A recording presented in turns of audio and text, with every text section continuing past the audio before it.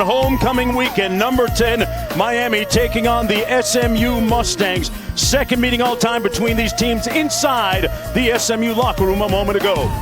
Games like this is why you came to SMU. Well, games like this is why you stayed at SMU. Okay? You've already played this in your mind, right, for the last 48 hours. So we already know how it's going to go. Now it's just time to hit play. All right? One team, one heartbeat, protection mode. Protect each other. Protect our home. All right? I'm so excited to watch you guys play, man. I love you. I'm proud of you, and I believe in you. Let's go get it done. The newly minted head coach, Red Lashley of the SMU Mustangs, taking on the University of Miami Hurricanes, ranked number 10 coming into the afternoon. Headed up by Mario Cristobal, and SMU won the toss a moment ago, deferring to the second half. So the Hurricanes will start with the football first. Miami coming off a very impressive win a week ago at home at Hard Rock Stadium against Stanford. Meanwhile, SMU dropping a close game at Wake Forest. And we're underway. Keelan Marion, one of the top kick returners in the country a season ago, takes it out to the 31-yard line.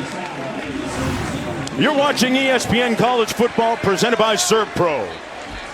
Folks, this is the ACC on ESPN from Gerald Ford Stadium here on campus at SMU. I'm Mark Jones alongside Roddy Jones.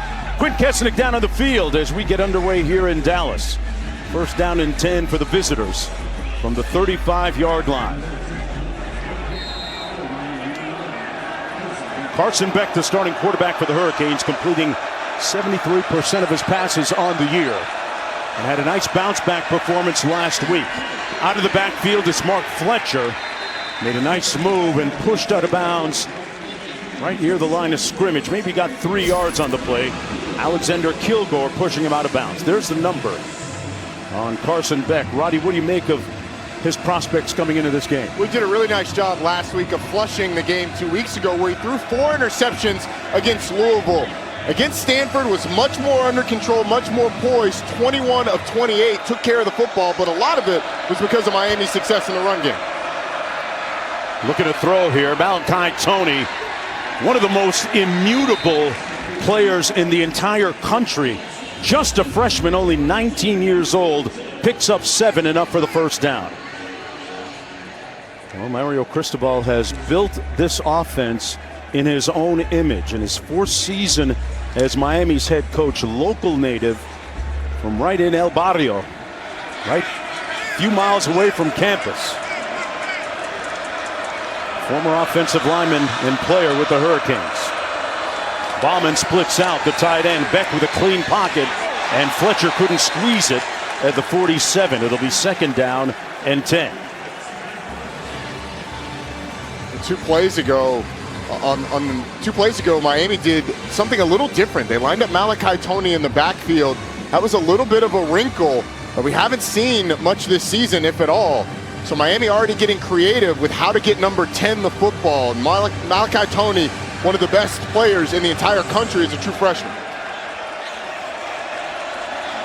And there's Toney in motion. They'll move him around the chessboard a lot. Little receiver screen, nowhere to go though. Brought down behind the line of scrimmage by Ja'Kai Lang.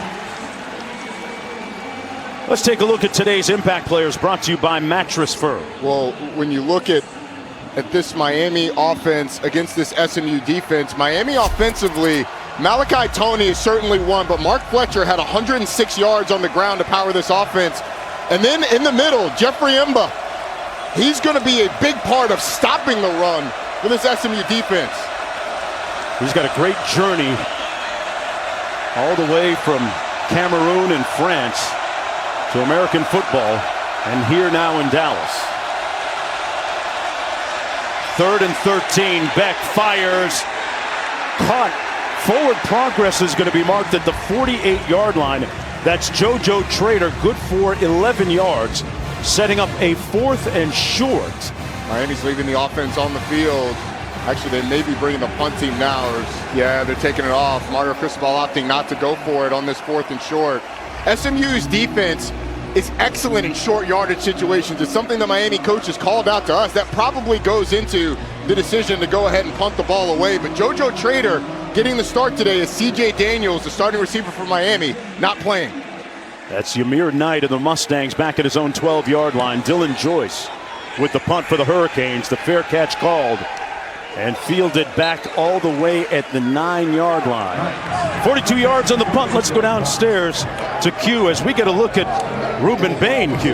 Yeah, we got to look at Bain, but Akeem Messidor should be back in the lineup today for Miami, giving the Canes that incredible 1-2 punch at the defensive end position. Ruben Bain has been tearing it up. He only has 2 sacks this season, but amongst defensive line players across the entire country, he is the highest graded.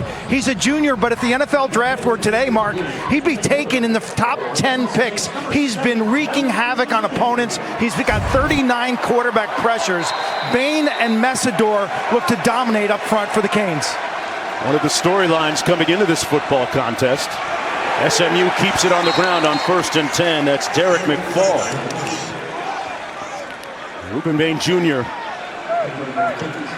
His father, Ruben Sr., began the family journey. He played at legendary Traz Powell Stadium back in Miami back in the day and collegiately. Derek McFall again. Hey, how much of an equalizer or not can tempo be in this football game? It's going to be huge. Miami doesn't substitute a lot on the defensive line, so if you can create some fatigue, it's an advantage. On the receiver screen, complete.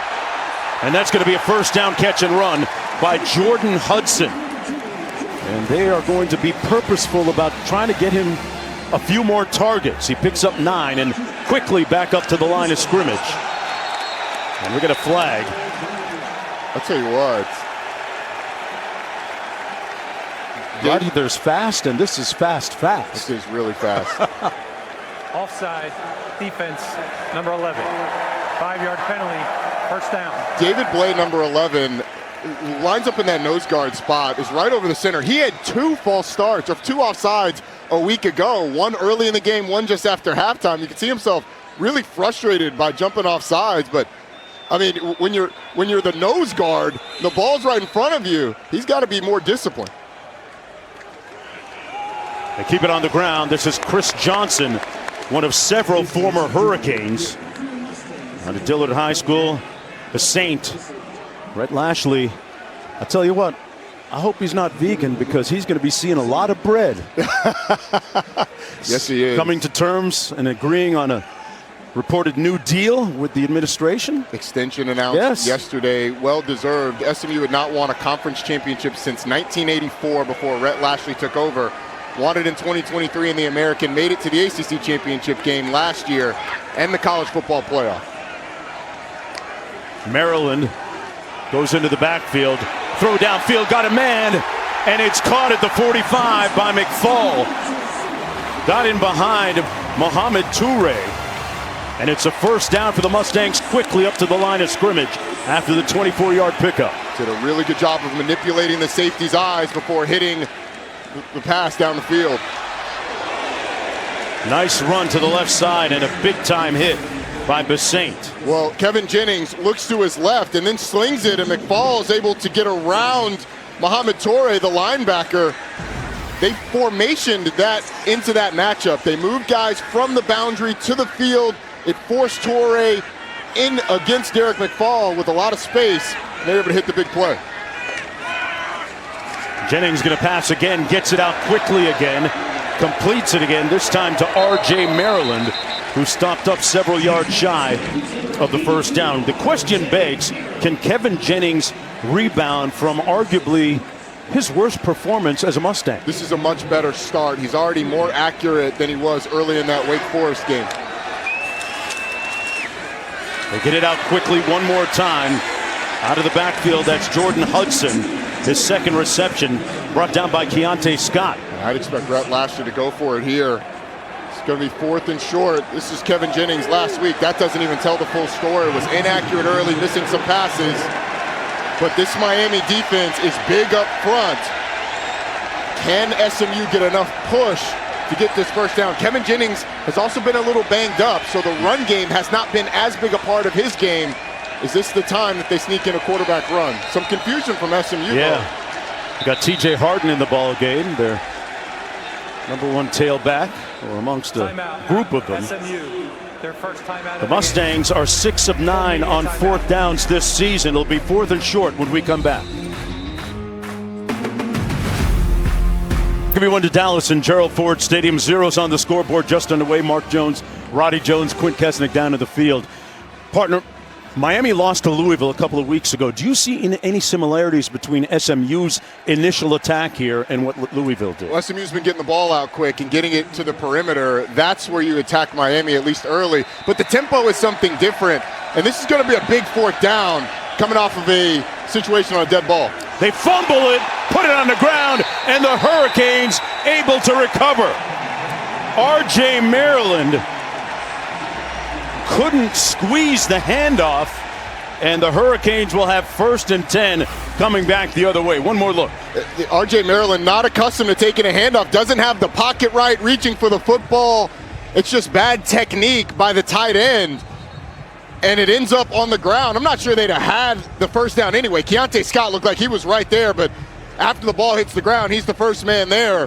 When you hand it off to guys that aren't used to taking handoffs, sometimes you can have those things happen in crucial situations. Rhett Lashley thought he had a play, but ends up in a turnover on downs. Wow. Really a turnover, not a turnover on downs because of the fumble.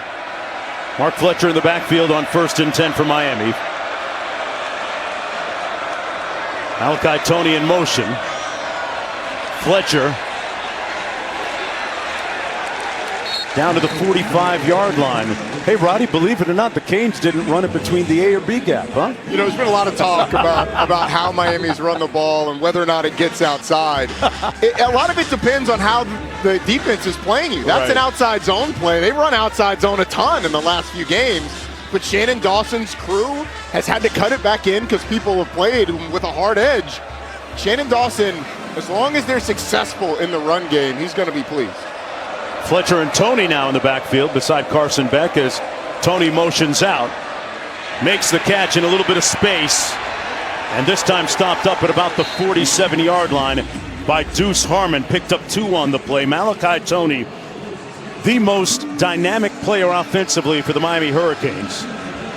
He's got the talent and the personality to be one of the leaders of that offense. As Carson Beck will keep it on 4th down, it looks like he has just enough, 3rd down, just enough to pick up the 1st. Good job of Carson Beck of feeling the soft spot on that quarterback sneak, rolling himself into that 1st down. Malachi Tony with a big day in special teams last week, Roddy. We did Miami's game against Stanford, and his 2 punt returns really catalyzed that offensive production. They did. Only 52 yards receiving for Malachi Tony, but his impact in the special teams game, I thought, took some of the pressure off of this offense as it sort of sputtered in the 1st half. Fletcher between the tackles, straight ahead, pounds it down to the 44 of SMU, hit by Terry Webb. Picked up 8 yards on the play, and there is the real emotional leader of that Miami offense, Mark Fletcher Jr. Now Miami up at the line of scrimmage quickly. Markel Bell may have moved a little early. False start, offense, number 70. 5-yard penalty, 2nd down. Markel Bell, a mountain of a man at 6'9", 345 pounds.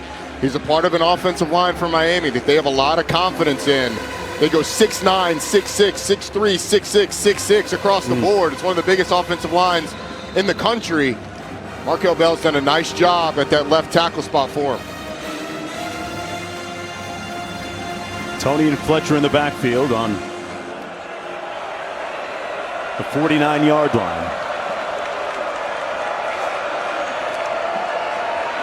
Beck with a clean pocket delivers a strike. Down to the 43. It's caught by Keelan Marion. 6-yard gain. Hey, coming up at 7:30 Eastern on ABC and the all-new ESPN app. The final game of the triple header.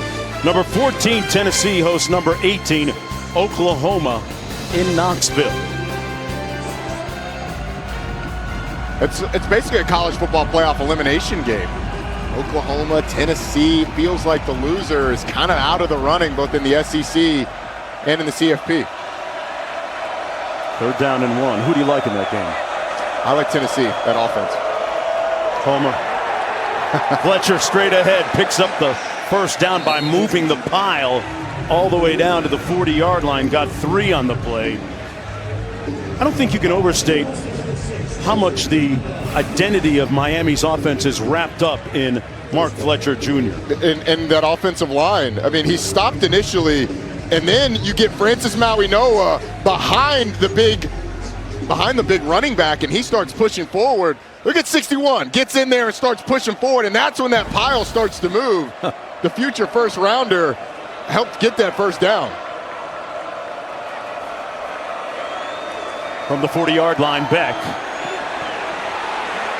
Gonna run with it. Slides in safely. They're gonna spot it back at the 36-yard line. Picked up 4 on the play. It's a nice decision by Carson Beck. He's not a huge run threat, but does know how to use his legs functionally. Shannon Dawson has started to find something, mixing in, doing a really good job of mixing in some passes with that downhill run game that we've been talking about. Statistically, that SMU secondary is one of the lower-rated secondaries in the country in terms of pass defense numbers. Beck, downfield, caught! Touchdown, Hurricanes, JoJo Trader.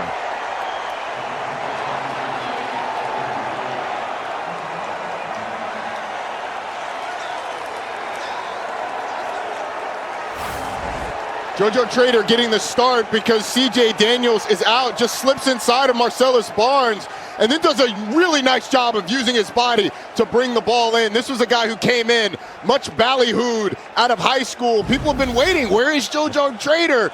There he is. Shows the immense talent there, and Carson Beck feeling comfortable putting it right on the money. He delivered a strike. And Trader getting the start in place of CJ Daniels today, who's out. Hurricanes strike first. It's 7-0. And Carson Beck looking very much comfortable on that drive. That 4-interception game against Louisville way back. The #1 choice in cleanup and restoration.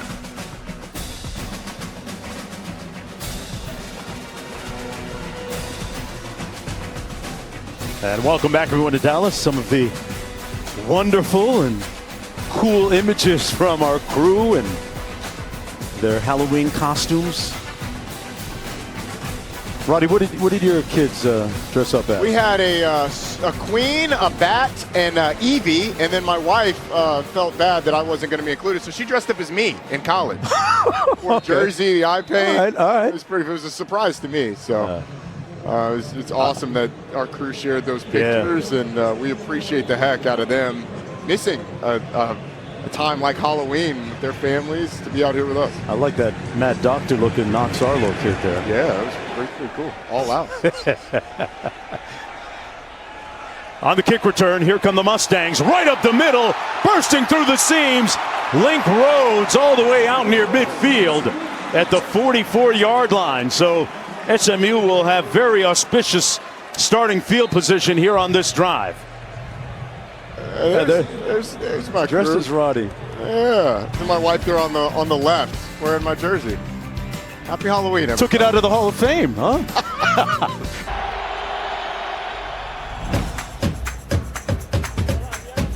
And welcome back, everyone, to Gerald Ford Stadium here in Dallas. SMU trailing 7-0 against the Hurricanes. Mustangs with the football, 1st and 10 from their own 43 after that 40-yard kick return by Rhodes. Jennings gets it out quickly again to Jordan Hudson. Already with his 3rd reception in the ball game, picks up a few yards. Toure making the stop for Miami on the 3-yard pickup. Jordan Hudson was a guy that they wanted to get the ball to early and often. And Keontae Scott on the defensive end for Miami might be Miami's 2nd best defender, and that's saying something. Ruben Bain being 1st, but SMU has had Jordan Hudson involved a lot. Had a 100-yard game against Clemson. A little bit less of a game last week. Those are impact players brought to you by Mattress Firm. And the pass incomplete. Armando Blunt getting a hand on it. So it's 3rd down coming up and 6 to go for the Mustangs. That is something that comes up when you watch Kevin Jennings. Gets a decent number of balls batted down by defensive linemen. A little bit of a lower throwing angle. That is something that was a point of emphasis for Miami. Now you have to contend with Ruben Bain and Akeem Mesidor, both lined up to the top of your screen. Coming off the edge, they throw it away from him. Pass complete to Chris Johnson, hit immediately by Damari Brown. No gain on the play, 4th down coming up. In comes the punt unit for SMU. Corey Heatherman's unit defensively has been the best in the ACC this year. A lot of that starts with the front. That time they lined up Mesidor and Bain to the field side, and SMU just opted to dump it out to the boundary and hope for something good to happen, hope to make a man miss. Wasn't able to happen. See if the Mustangs kick it away from Malachi Toney or not. Wade McParson. McSparron, pardon me. An end-over-end punt. Toney fields it cleanly at the 18. Back to the studio with an update on Texas and Vanderbilt. That's right, Jonesy. Matt Barron, our college football studio. Subway fresh plays, starting with the first offensive play of the game for Texas. Arch Manning to Ryan Wingo. It's just all Wingo, all yak for 75 yards. Texas a 10-0 lead early against Vanderbilt. Also, Clemson and Duke. Darian Mensah. Coverage bust by Clemson. 14-7 Blue Devils in Death Valley. Manny Diaz's crew out in front by a touchdown. 1st down and 10, Miami. Mark Fletcher in the backfield for the Hurricanes. Toney in the slot. Flags on the field.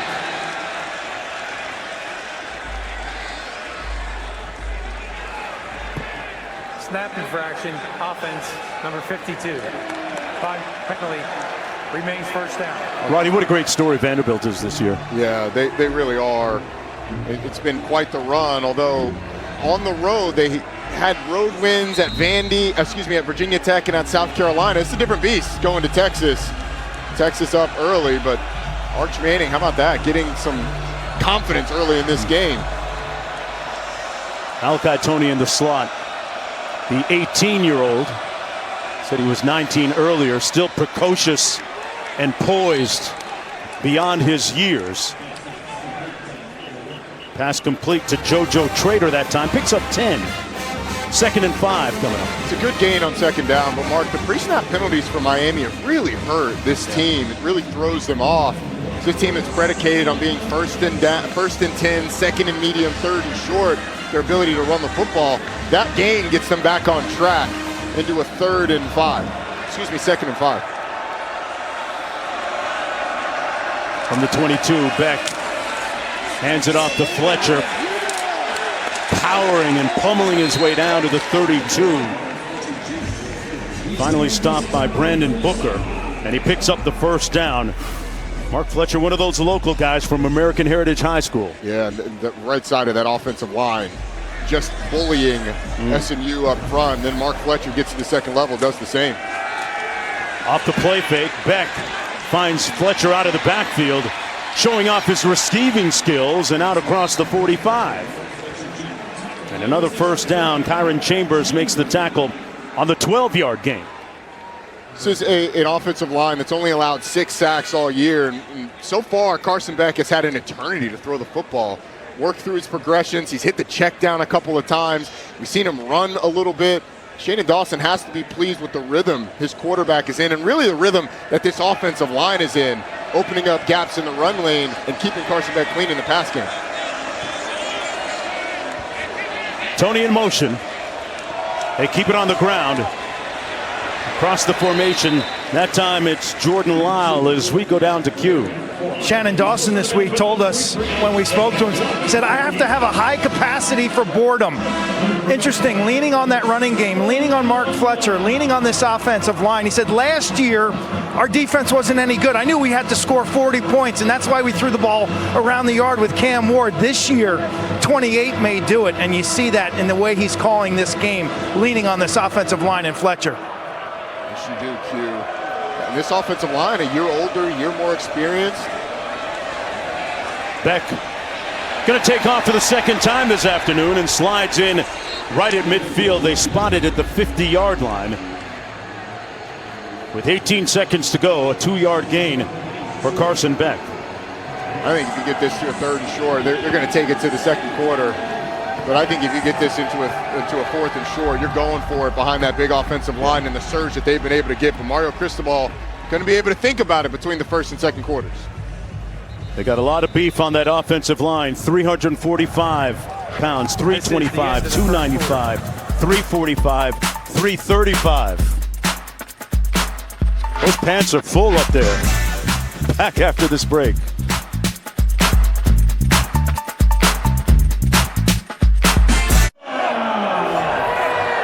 Homecoming in Dallas, where these fans are jubilant as SMU has signed an extension to their head coach, Rhett Lashley. You go back to Springdale, Arkansas, where he was a high school quarterback. He played at Arkansas and then became a coach at the college level, often aligned with Gus Malzahn. Remember, Gus Malzahn was his high school football coach. So Lashley, after being an OC at Auburn and then Miami, extends his contract through 2032, which will keep him here in Dallas. And let me tell you, Mark, SMU will never lose a coach because of money. Yeah, they've poured a lot of resources into their building here, in a literal sense. We met with him yesterday, and we had definitely gotten a tangible feeling that he was extremely happy where his feet were and are, and that he planned on being here for some time. And they are doing some renovations. They just opened up a new facility here a couple of years ago, and still on the positive up building stage.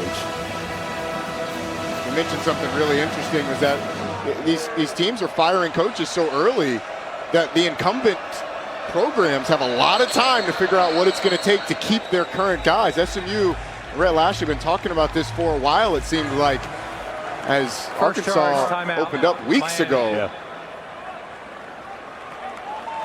But good on SMU for getting it done, because Rhett Lashley has really brought this program back to prominence.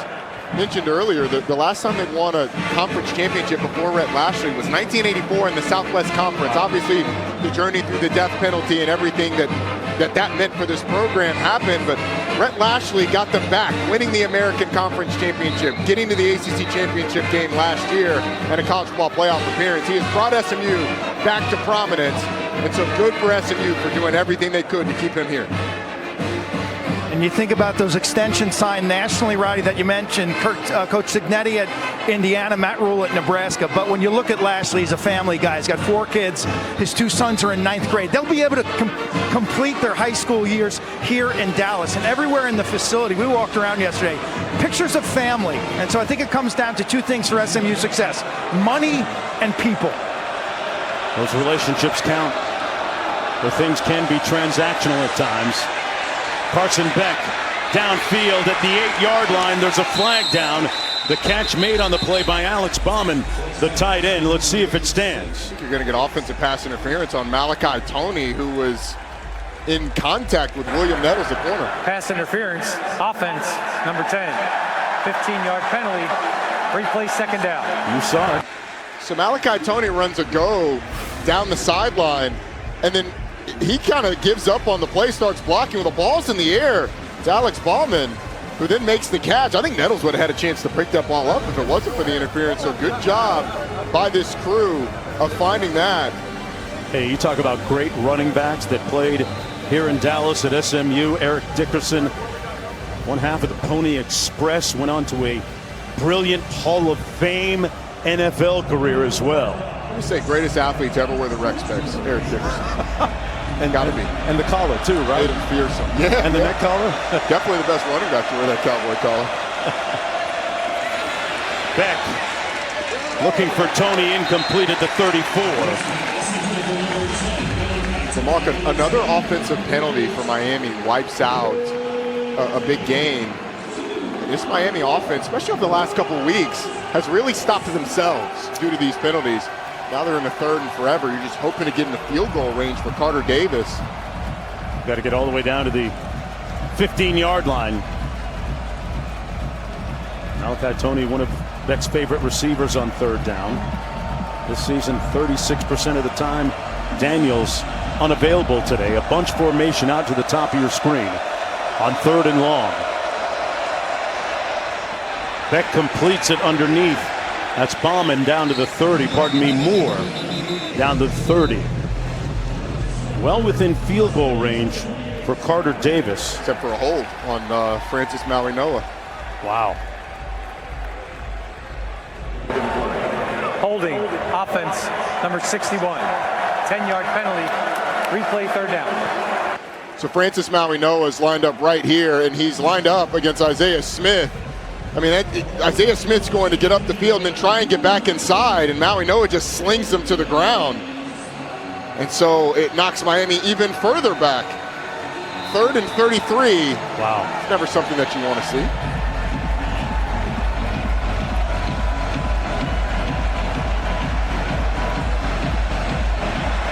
All the way back at the 48. Beck underneath to the tight end Lofton.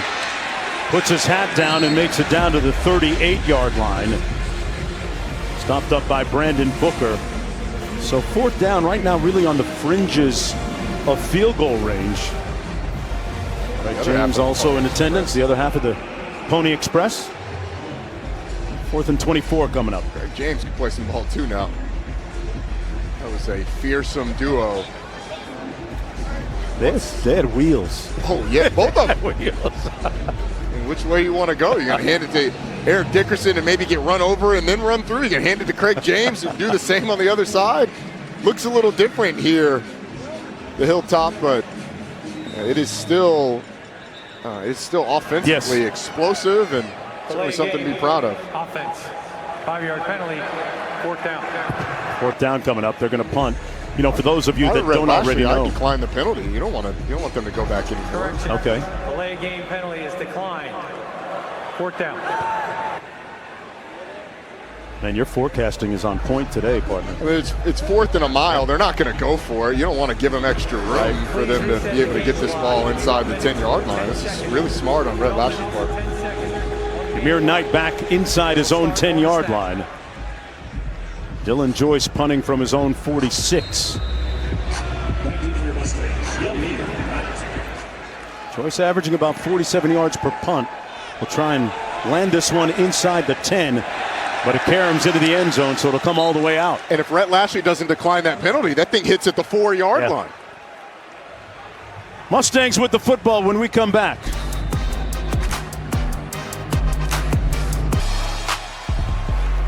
Two of the best players to ever do it at SMU, and if you don't already know, this is still the only program that has suffered the NCAA's death penalty, and what a resurrection it's been from that time. Jennings has a man, caught downfield to the 43, Brinson, and the former Hurricane makes it 1st and 10 on the visitor side of midfield. Well, it's just a double move on the safety. Jacoby Thomas, Romello Brinson runs right by him. Kevin Jennings puts it up, and the big receiver creates a big play. 41 yards in all. Jennings moving around. And that's Harden out of bounds at the 35. They'll spot it. Tough catch by Harden. Best catch we've seen all day. He snagged it with one hand. Jennings threw it behind him a little bit. Yeah, it was honestly like what you'd see with the Pony Express. A little option action. Tossing it out. 2nd and 5. Jennings hands it off to Harden. Nowhere to go that time. A big surge by that Miami front. Moten, Blay in on the play. And it was caused by one of our impact players, Keontae Scott, nickel on a little blitz where he jumps inside. It's unblocked, and that forces Harden back inside into those big awaiting defensive linemen. SMU got the big play. Miami doesn't give up big plays. You have to be able to capitalize on this drive. Loss of 2 on that previous play. 3rd down and 8. Hudson's been a favorite target of Jennings. That pass dropped. Brinson, the intended receiver. Romello Brinson with the most drops on this team, 3 of them, and this is going to be a 1st down for sure. Just goes right through the hands. It's been a little slick today as we've had some rain, That might have played into it. Certainly didn't on the big play down the field. Kevin Jennings put it right on him, and SMU squanders a big play opportunity. Those are going to be hard to come by against this Miami defense. SMU not able to get anything out of it from a first down perspective. Now they're going to attempt a long field goal. Sam Keltner going to attempt this one from 54 yards out. This would be a career long, which is 51 right now. They're going to blow it dead first. That ball caromed off the crossbar. Before the snap, delay a game, offense. Oh, wow. 5-yard penalty, 4th down. Did they go for a 59-yard field goal? No, not after you just see it doinked off the crossbar. It's probably a favor for SMU that they got the delay a game, because Miami would have taken over in great field position. Now you get the delay a game, and there's the doink. Yep. Wow, costly penalty for Coach Lashley's team. I wonder. Yeah, there they are, marking it off. So Tony back to get this punt for the Hurricanes. He's going to stand on zone 5. It's Sparron ready to punt. Talked about how this program has bounced back from one of the most ignominious periods in its entire program history with the death penalty. And it's been a great rebuild in the last short term anyway, a few years, led by Coach Lashley. Tony fields it with a fair catch at the 12-yard line. With 10:19 to go. It's not the Pony Express. It's the new version. On defense when we come back to Dallas.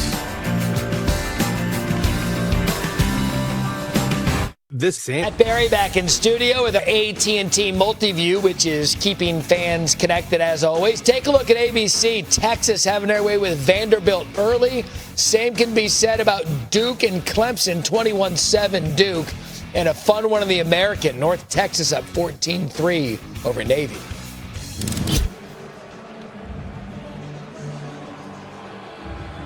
Welcome back, everyone, to Dallas. Mark Jones, Roddy Jones, Quinn Kesnick down on the field. The Hurricanes lead 7-0.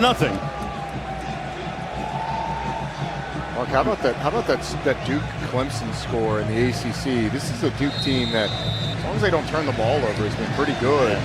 And Clemson, unless they're able to come back in this one, we'll see. Talking about precipitous falls, we've seen some big ones this year. Clemson, Penn State, Head scratchers. South Carolina in there as well. Preseason top 15 team. Beck out of the shotgun. Fletcher hitting that A-gap. Brought down by Spears. A gain of 5 on the play as we look at the ACC standings. The Fighting Roddy Joneses perfect at 5-0.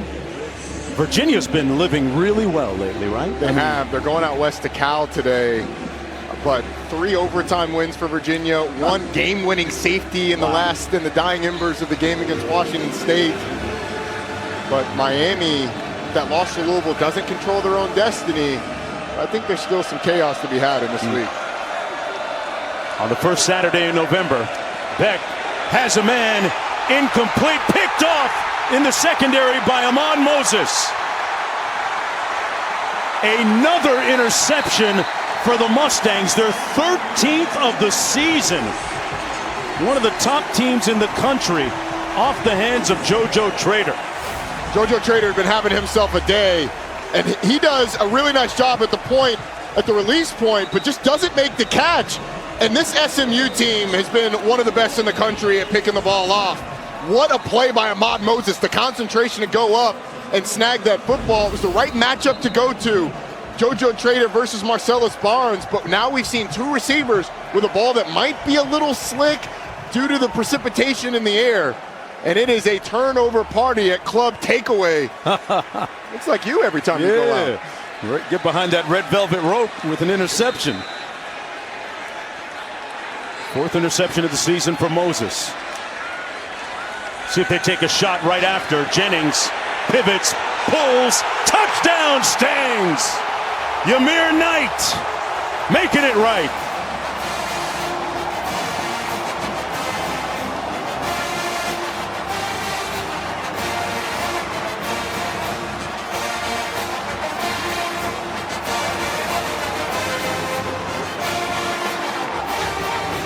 In a blink, they convert. And for Jennings, that's his 18th touchdown pass of the season. Knight's 3rd touchdown catch. They immediately take advantage and capitalize on the INT. Folks, we're tied in Dallas. We're going to see the safety in the middle of the field. Jacoby Thomas is going to be looking at Kevin Jennings. And as Yamir Knight releases up the field, he's just going to float to his right. And it opens up the big void in the end zone for Yamir Knight.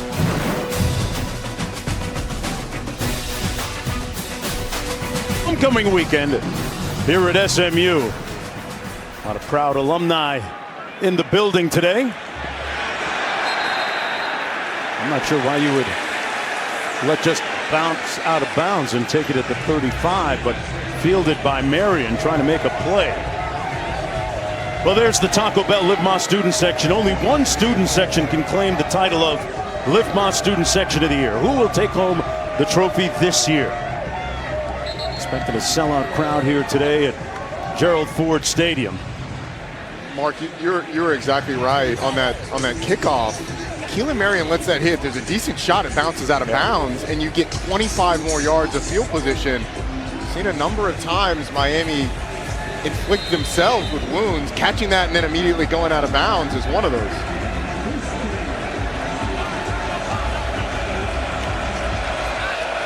First down and 10 for the Hurricanes. Marty Brown in the backfield. Ball tipped, caught by Malachi Toney, and out to the 24-yard line. Wonderful presence of mind to pick up 14. It's one of the first times they've gotten close to Carson Beck. Jeffrey Emba gets his hand on the ball, and everybody in orange, green, and white held their breath. But who else is going to bail you out? Malachi Toney, the freshman, has been the best player on this Miami offense all year long. Of course he comes up with the football. It's just been the way it's been all season for the Hurricanes offensively. The reason he's got the nickname Baby Jesus. He makes miracles happen all the time. They run it over the left side of that offensive line, and the big tackle, Markel Bell. Brandon Booker makes the stop on Brown. Well, we hear that all interceptions are not created equal. That's one thing, but this is the miscue on the kickoff, Roddy. Yeah, if you let that bounce again, better than probably half and half shot that it bounces out of bounds and you end up on the 35-yard line. And even if it bounces inbounds and you catch it, you have an opportunity to get some positive yardage, and you probably get past the 13-yard line or the 10-yard line, wherever they started this drive. So just a little bit of a mishap by Keelan Marion being a little too aggressive, but Miami's got something going offensively once again. From the 36. Brown in the backfield as Fletcher gets a breather on this series so far. Play fake. Beck on the move, a flag thrown on the field. And Beck throws it incomplete for Lofton, the tight end. Roddy, you had pulled up some interesting stats about Beck off of play action versus dropping back. Let's get to it after this call. Holding, offense, number 73. 10-yard penalty, replay first down. They called it. They called it on Inez Cooper, the right guard, who's also the center. Carson Beck, you look at him this season, 80% completion percentage off of play action. It drops down to 69%, but I think the biggest one, only one interception on dropbacks from play action. When it's straight dropbacks, 7 of his 8 interceptions have come off of that. I think a lot of that's the clarity that play action brings down the field. Interesting point. They keep it on the ground. Brown again. Out beyond the 30. They get spotted at the 32. A 6-yard pickup. Time winding down to the first half. And much like that Stanford game with Miami last week, it was 7-7 for most of the first half and ended that way after 2 periods before the Hurricanes broke it open, especially on the ground in the second half. 2nd and 14.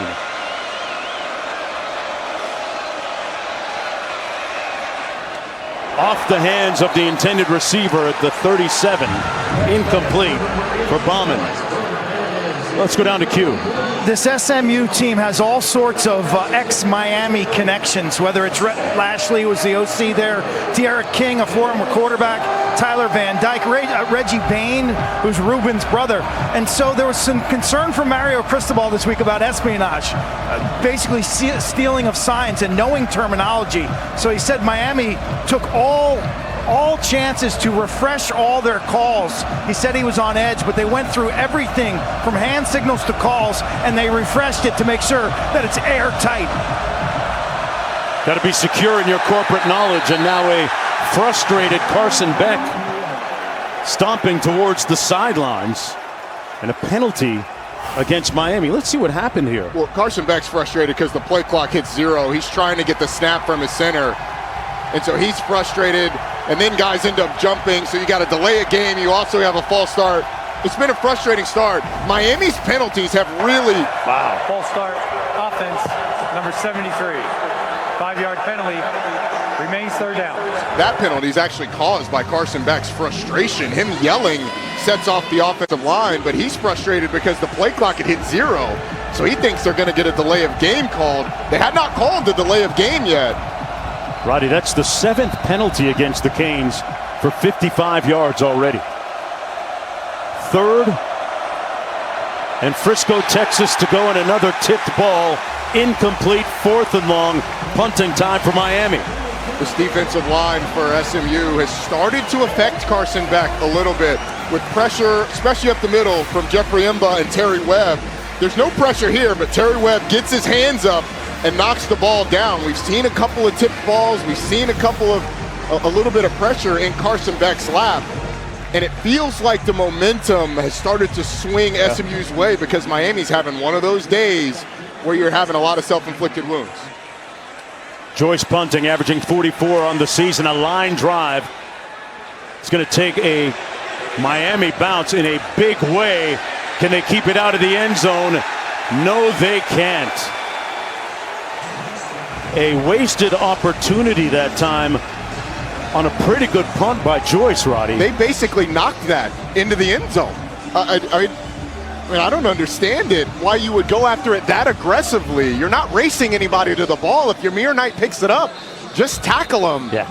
I don't know why you would be sprinting and trying to pick it up as if it's about to go in the end zone. Let it bounce. Let it keep bouncing instead of being that aggressive with it, and then the long snapper just kind of kicks it. I mean, another special teams mishap. Yeah. Head scratcher. 1st and 10 coming back the other way with 6:40 to go in the first half after that 73-yard career-long punt.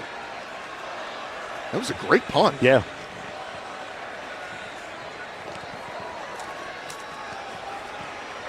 They run it into the boundary, short side of the field. That was Chris Johnson. Let's take a look at today's More Than a Home team, brought to you by Cracker Barrel. And some of the cogent numbers today. SMU's won 17 of the last 19 home games. Prior to last week, they'd won 20 of 21 conference games, actually coming into this one. Toure making the tackle on Johnson. Man, that's a game-saving tackle by Muhammad Toure in the hole. There was nobody behind him for SMU. Q did that great report on some of the corporate knowledge that might be left over and being careful to change signals if you're Miami. SMU sent out 3 former Hurricane players as their team captains today in a little gamesmanship. Jennings lofts it downfield, incomplete, intended for one of those 3 former Hurricanes, Romello Brinson. Roddy, I have to ask you, as a former player, what do you make of that when you see some former players coming out to represent at the toss? I would like to make a lot out of it. I'm not going to lie to you. Well, go ahead. Nobody on Miami's sideline has any idea who the captains are on the other side. Right. They have no clue. Right. I never knew who the captains were, so it doesn't matter. Well, they know who number 10 is. And Coach Lashley seemed to be a little perturbed with the fact that they punted it at Malachi Toney last time. He's going to let it bounce. Good directional punt by the Mustangs, out of bounds at about the 34-yard line. Well, time now for our Aflac trivia question.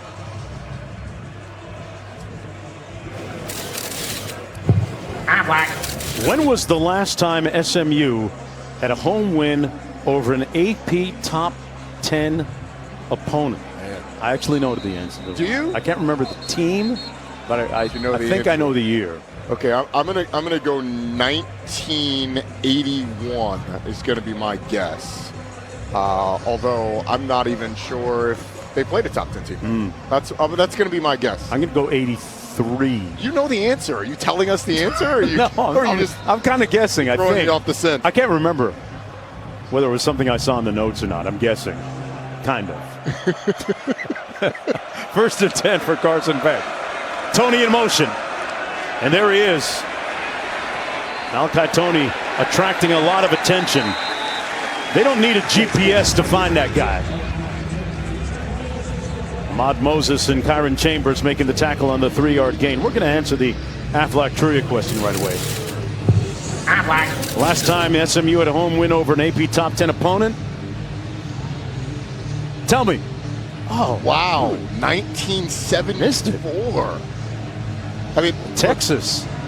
You have to have top 10 teams coming in, and when they were going through Conference USA and the American and all, it's hard to get top 10 teams in here, but that's a long time. Keep it on the game. Ground, Mark Fletcher. That was the old Southwest Conference days, I'm guessing, with Texas in 74. Timeout for defensive players' helmet. Pardon me, Texas A&M. Let's just say Southwest Conference was doing NIL before NIL. They were ahead of the curve. SMU got caught and got the hardest penalty, but they weren't the only ones. There were a lot of teams doing it back then. It's a big third down, though, for SMU. They played a lot of zone coverage, which allows Malachi Tony to be able to find soft spots in that zone. You have to be able to affect Carson Beck if you do indeed drop back in zone. On 3rd and 3, they're 3 of 6 on 3rd down. And Miami disjointed and disconcerted right now. Another penalty. Start offense, number 63. 5-yard penalty. 3rd down. That's 8 penalties for 60 yards. You're a South Floridian. Does DJ Khaled have a spot down there? Because that for Miami was another one. Yeah, he does. And he's not saying we the best right now in terms of offense.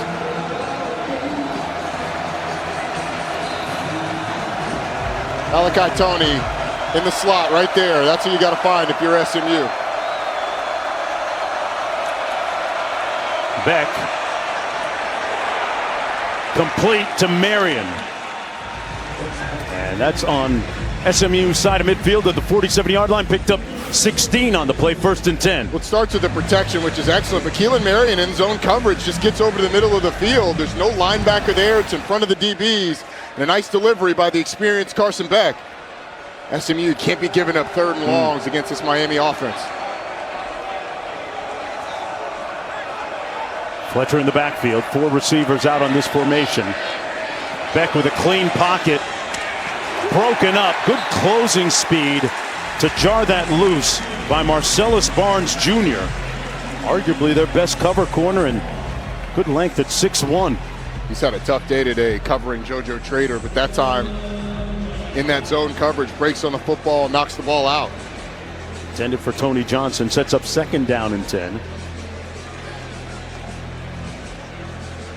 Marion will split wide to the top of your screen. Johnson at the bottom. Miami's been able to have a lot of surge in the run game. Felt like they've kind of gotten away from that a little bit. Tony in motion again. They hand it off to Fletcher. They go back to it there, Roddy. Down to the 43-yard line. Kyron Chambers making the tackle on that 3-yard pickup. Under 3.5 minutes to go here in the 2nd quarter. 3rd down and 7 coming up for Miami. JoJo Trader comes back into the football game.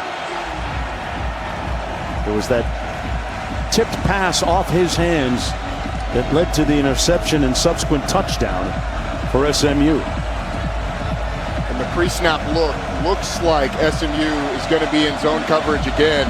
If you're not able to get around Carson Beck and get him off the spot, it gives him a lot of time to find somebody.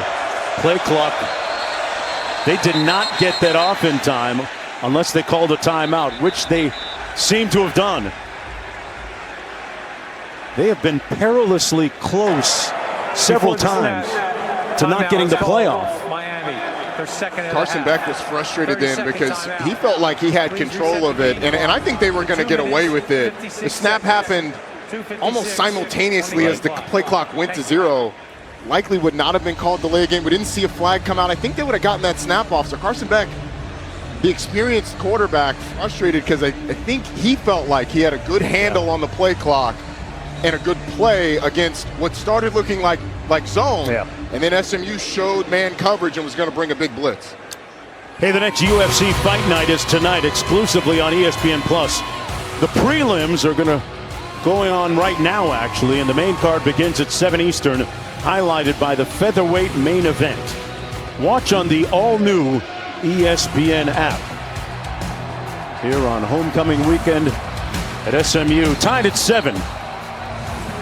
Miami looking to improve to 7-1.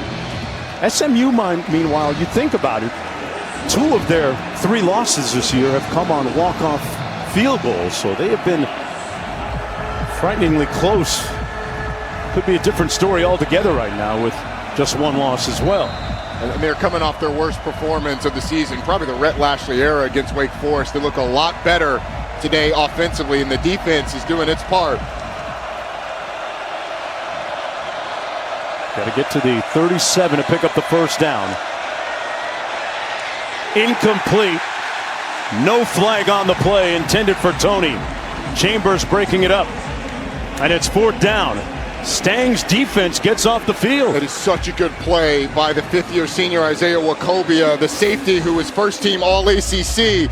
Malachi Tony's just going to come up and break in, and Wacobia does a really nice job of being patient. You wait for Wacobia, or you wait for Tony to break the route, and then you break. You don't bite until he commits. He is all over it and ends up knocking the ball out. And excuse me, that was Kyron Chambers, not Isaiah Wacobia. Really nice job by Chambers. Dylan Joyce into punt again from his own 43.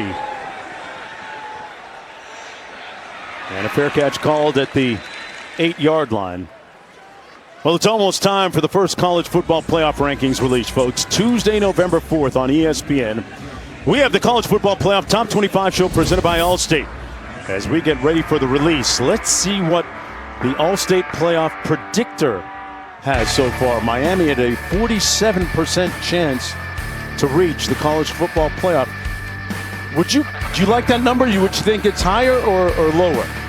Sitting here at halftime, almost halftime of a 7-7 game, I think it's probably okay. I think it might be a little lower. I do feel like if Miami wins out at 11-1, they're going to get in the college football playoff. The question is, can they do that? I think that 47% feels a little low. Okay. But Miami, hasn't looked great at times this season.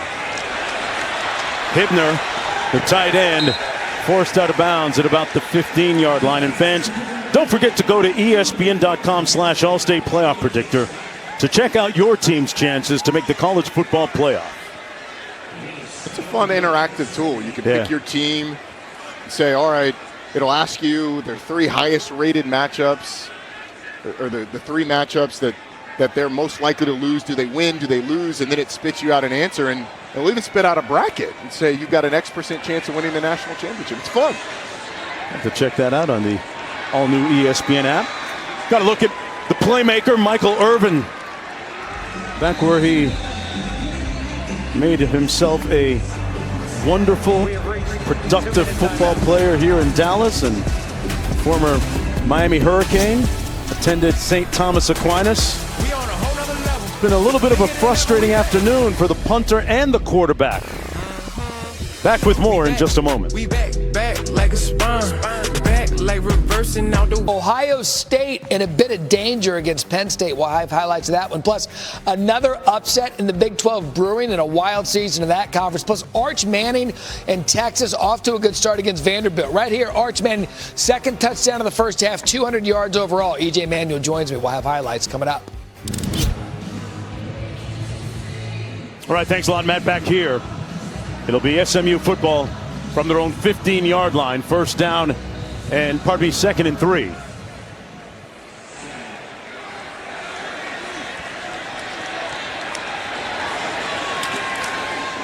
Jennings going through his progression.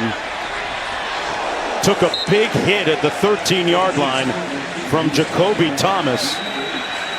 And Thomas took the brunt of that.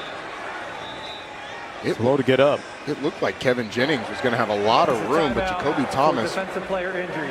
breaking off Potential 10-second runoff. breaking off of his route, closing down and hitting Kevin Jennings. He's banged up. Now it's going to be interesting. So clock stops due to the injury. Here's what it looked like.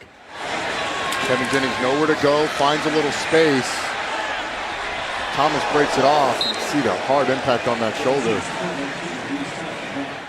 It'll be interesting to see here with a 3rd and medium, 3rd and 3, so 3rd and short, if Rhett Lashley accepts the 10-second runoff or declines it.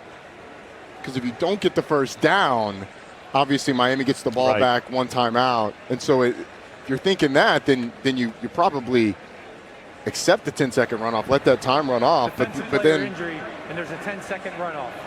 If Please you do reset take the game clock to 1 minute, 39 seconds. And So it he will accepts start it. on my signal. you do take the 10-second runoff, it affects you if you get the first down. Obviously, you have 10 less seconds. I think it's smart by Rhett Lashley to go ahead and do that just to be safe on the back end, and you have 2 timeouts. Still plenty of time. Good to see Thomas able to walk off the field under his own agency.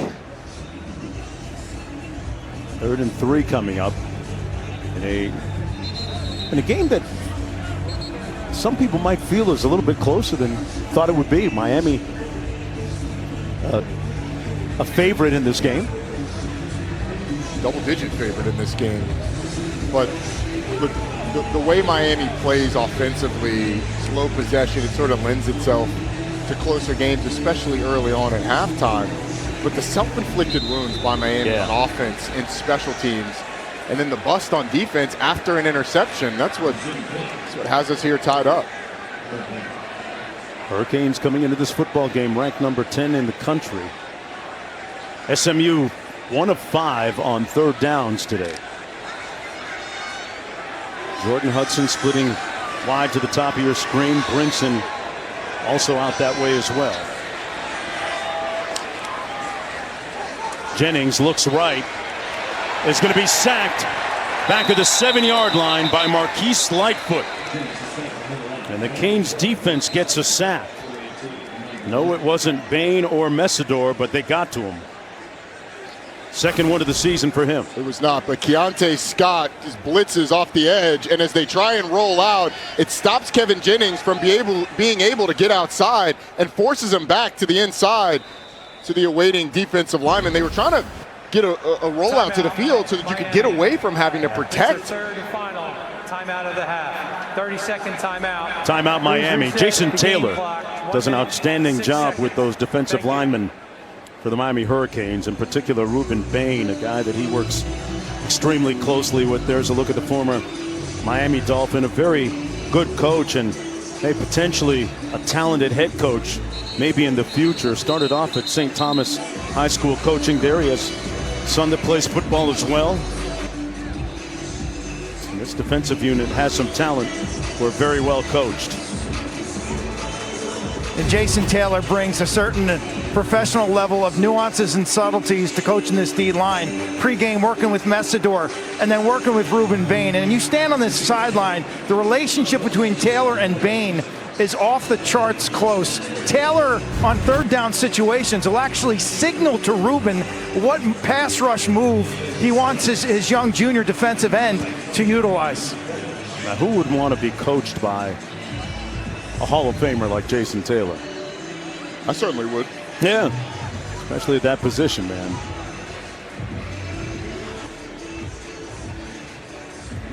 Let's take a look at this week's college football rankings brought to you by Chick-fil-A. Like Bain looking at some of the pictures on the sideline. Ohio State, Penn State in a tight game right now, 17-14. And Mark, Miami's got 2 returners back, Keelan Marion with Malachi Toney. They've been kicking away from Toney, so Miami trying to encourage a return.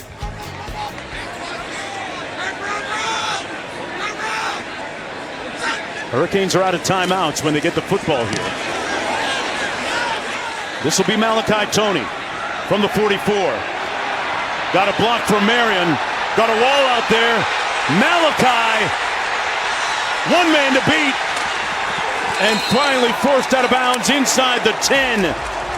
So the strategy, Roddy, worked of sending back 2 punt returners. It'll be 1st and goal, Hurricanes. Well, Keelan Marion being out there makes sure that one of these guys is going to have a chance. I would have picked Marion because Malachi Toney, good things happen when he has the football.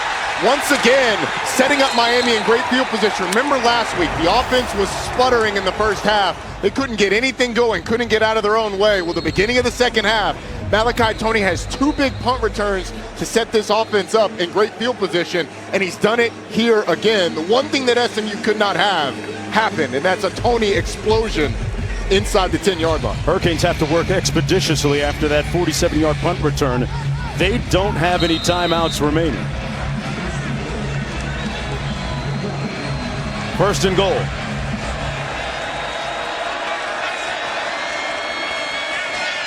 Into the end zone, Beck overshoots Toney, stops the clock with 44 seconds to go. Ahmad Moses was there in coverage. It'll be 2nd down and 10. Strategy-wise, Miami's going to have 2 more chances to be able to get in the end zone before you kick a field goal. I actually think you can run the ball here on 2nd down. You got plenty of time to get back up to the line of scrimmage, get set for 3rd down, and then you're going to have to throw it and get an incompletion or a touchdown on 3rd down.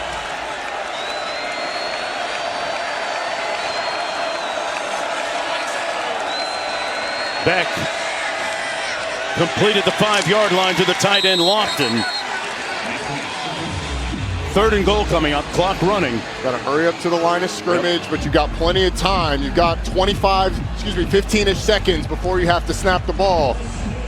So you want to work with some urgency, but you don't have to hurry. They got the play call. Mark Fletcher in the backfield, 4 receivers on this formation. And SMU, well, we have a whistle here. 2nd charge, timeout, SMU.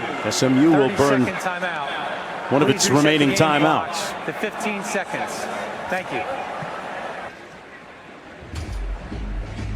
Roddy, for the 2nd consecutive week, we see Miami in a tight football game at the half, just like Stanford last week. It's 7 apiece. In terms of play calling, put on your offensive coordinator hat. What do you like here if you're the Hurricanes? Malachi Toney. Yeah. You don't have C.J. Daniels in the game, so the fade ball to Daniels is kind of taken off the table. So I think you find number 10. You're likely to get man coverage down here. And Malachi Toney, short area quickness-wise, is the guy you go to. And even if they go zone, he's got such a good feel of where to find those soft spots in the zone and a good connection with Carson Beck.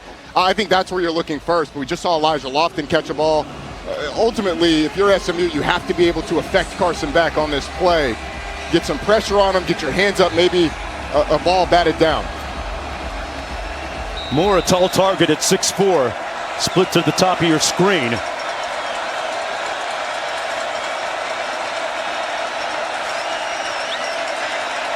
Beck pulls, incomplete, jarred loose on the goal line by Miyazono.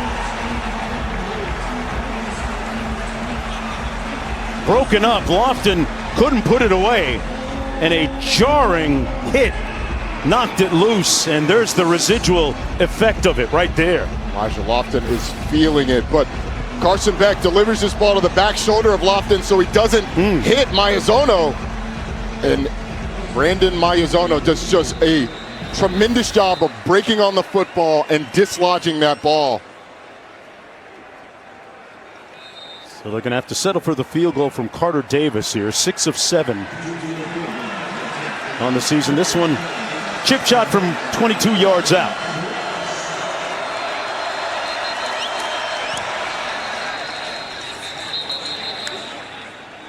SMU burns a timeout. Timeout was called SMU. A touchdown-saving hit a moment ago by 30-second timeout. the Will linebacker, Brandon Miyazono, saying to Lofton, don't come in Miyazono. You're going to get tagged and tapped. If Carson Beck had seen that a fraction of a second sooner, you probably are able to get it to Elijah Lofton before Miyazono can make a break on it. But Beck was working through his progressions to get there. Didn't lead his receiver into that hit, but Mayazono, who was a couple yards in the end zone, really hard on that play. And I would say ultimately a disappointing end of the half for Miami after the big punt return inside the 10-yard line from Malachi Toney. Don't want to leave too much meat on the bone in games like this on the road in conference play. Davis from 22 yards out. Light work for Carter Davis, who's now 7 of 8 on the season. Miami taking a 3-point lead with 7 seconds to go, and yeah, you would have to consider that a little bit of a win for SMU, partner. Rhett Lashley is pumping up his defense, as well he should. Great job by that defense of holding Miami to just the field goal attempt. SMU gets the ball first in the second half. So I think if you're SMU, you're feeling good about the place that you're in. You settled into this game. Miami frustrated on the other side. Take away that big return from Malachi Toney, it's a different ball game, but yeah. 7 seconds to go in the first half.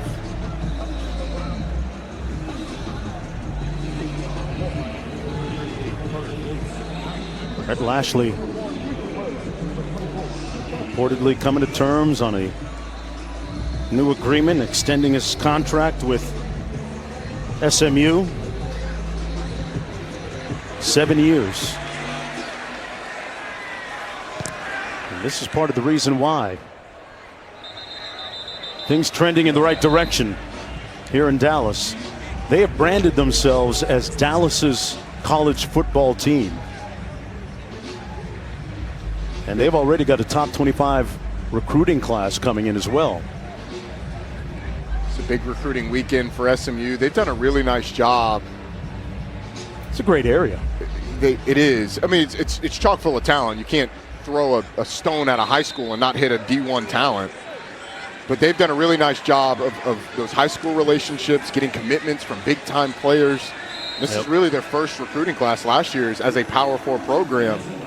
Arrows pointing up for the Ponies, although they are down 3 at halftime. That's why he came here, and that's why he's staying here. Meanwhile, back in Liberty City and Brown sub, Hurricanes fans a little concerned, leading by 3 at first half, leaving Mario Cristobal feeling busted and not to be trusted. Getting ready for the third quarter. You're watching ESPN College Football, presented by ServPro. This is the ACC on ESPN. Under a benevolent sky here in Dallas. SMU trailing by a field goal, but they will have the football to start the third quarter. Mark Jones, Roddy Jones, Quinn Kesnick down to the field. Miami offense unable to find its rhythm, the result of a lot of penalties in that first half.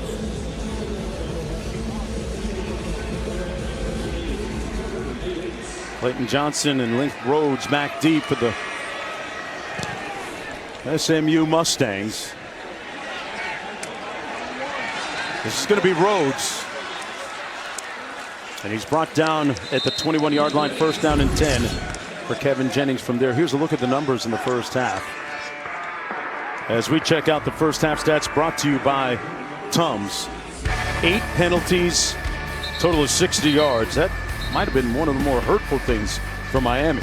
It's really felt like Miami's defense has controlled this game, but an interception set up SMU with great field position. They've got a bust down the field, and SMU scores off of it. SMU has 93 yards on 3 plays, 3 big plays, only 121 total. So without the big plays, Miami's defense has really done a nice job. Jennings pulls it out, backside pressure. He put it on the ground, and the Hurricanes recover it. Ruben Bain Jr. there to take advantage of that hit by Xavier Lucas. The ruling on the field was a fumble recovered by the defense. First down, Miami.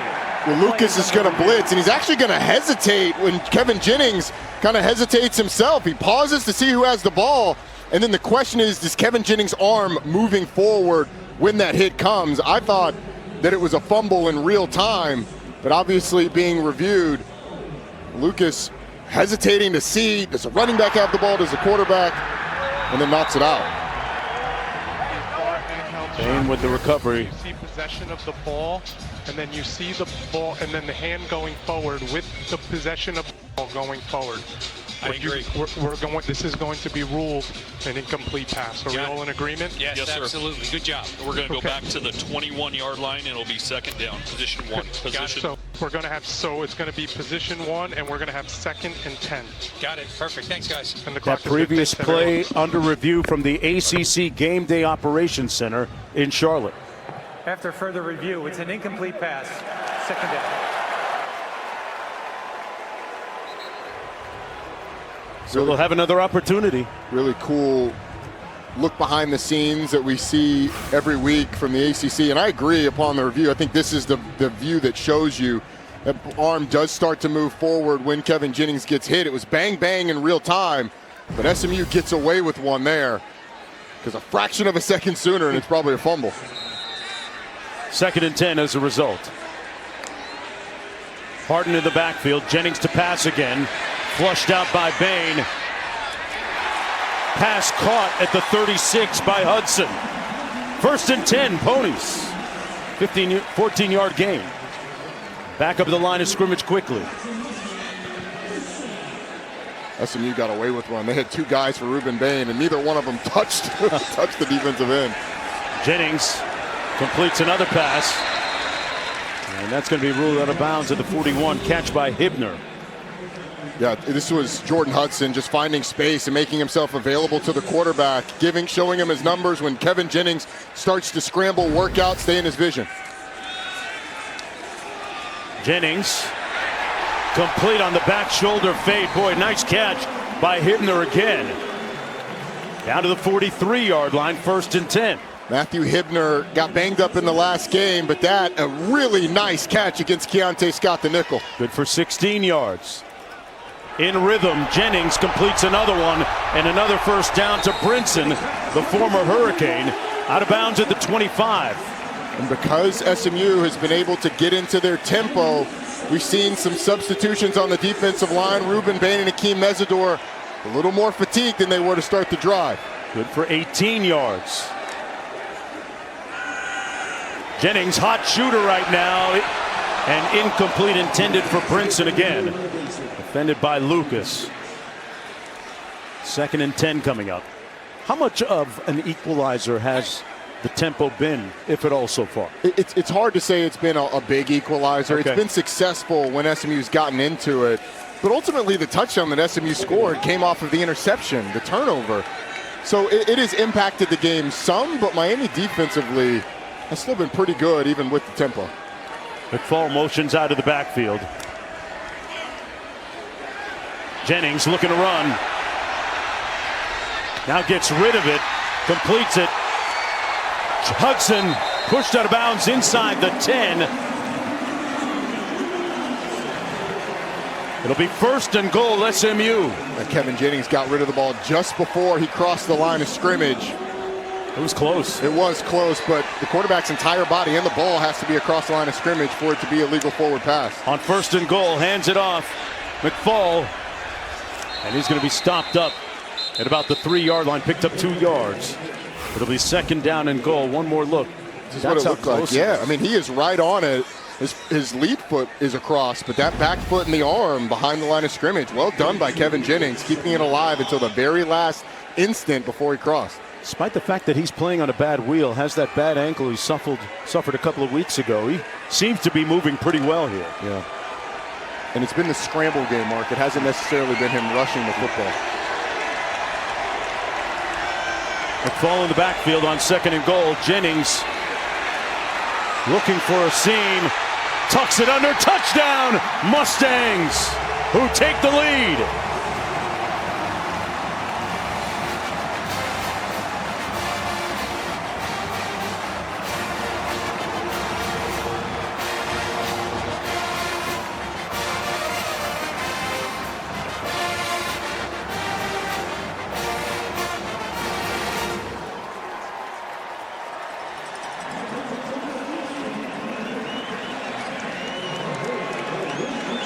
Jennings with his 2nd rushing touchdown of the season.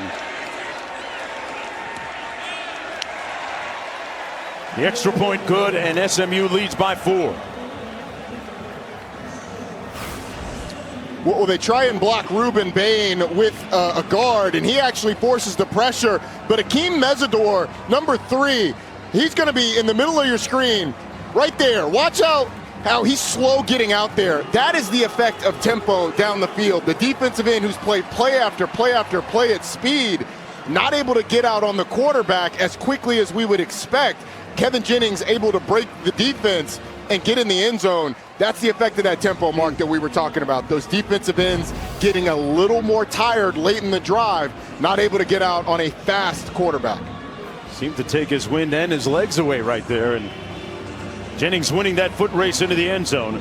First lead of the football game for SMU. Talked about Jennings playing on that bad ankle, but he's got a lot of toughness and temerity. His father taught him that as a youngster. His dad played college football at Texas A&M Commerce. In the stands watching his son perform today. On the return, this is Marion. And he's pushed out of bounds at about the 26, where it'll be 1st and 10 for Carson Beck and the Hurricane offense. Let's go down to Q. There's been a change in the temperature with the sun coming out. There's also been a change in the temperature in this game. Rhett Lashley bemoaning the fact that during the first half his offense could only rush for -6 yards. They changed things on that last drive with some runs by their quarterback Jennings. Now the key though, that was the tempo. And he said when we have success on first down and we can get that initial first down like a snowball, SMU's offense picks up momentum. So it's critical for them to get the first down in each drive. And last thing he's told me, Mark, he says we can't be punting the ball to Malachi Tony. Good stuff, Q. Out of the backfield, pass complete to Johnson. Tony Johnson broke a couple of tackles and made it all the way out near the 33-34 yard line. Hey, this is the first time that Miami has ventured outside the state of Florida for the entire season. 2 months into it. But look at the drop off as we hit the first Saturday in November here this year. Historically, going back to 2022, there has been a precipitous drop in win percentage. Miami was undefeated in November last year before going to Georgia Tech, losing that game, and then later in the season losing against Syracuse. It's curious. I'm not sure there's a great explanation for it. Mark Fletcher pounding away for the first down. Out to the 38-yard line, got 4 yards on the carry. Finishing is part of the adage and part of the lexicon for the University of Miami this year when you look at those numbers. They're aware of it. They are, and you can't harp too much on it. It's a different team every year. I mean, this team has a new quarterback, new pieces around him. But if I'm Miami, I'm getting back to that, running the football. Beck checks it down to Fletcher, brought down almost immediately at the 42-yard line, picked up 4 yards. Cobia made the tackle, so he's second down coming up. Mark Fletcher, of course, the emotional leader of that Hurricane football team. Pre-game, he always hangs a shirt adorned with his dad's name on it in his locker. Big Mark, his late father, was a dad to a lot of players on this Hurricane football team. Here he is hitting that edge out near midfield at about the 49 and picks up the first down. William Nettles forced him out on the 7-yard gain. Well, that quick motion by Malachi Tony in the fake reverse takes the corner inside a little bit, and then a couple good blocks on the edge allows Miami to get outside the defense and get a positive gain. And I think Shannon Dawson's capacity for boredom, like Q talked about, is going to be tested in this second half. They've had success running the football. On the blitz, Beck off the play action finds Tony for the first down at the 33. Moses brought him down, and there's a flag down all the way back at the 37-yard line. Let's see if this play stands or not. Personal foul, roughing the passer, defense, number 6.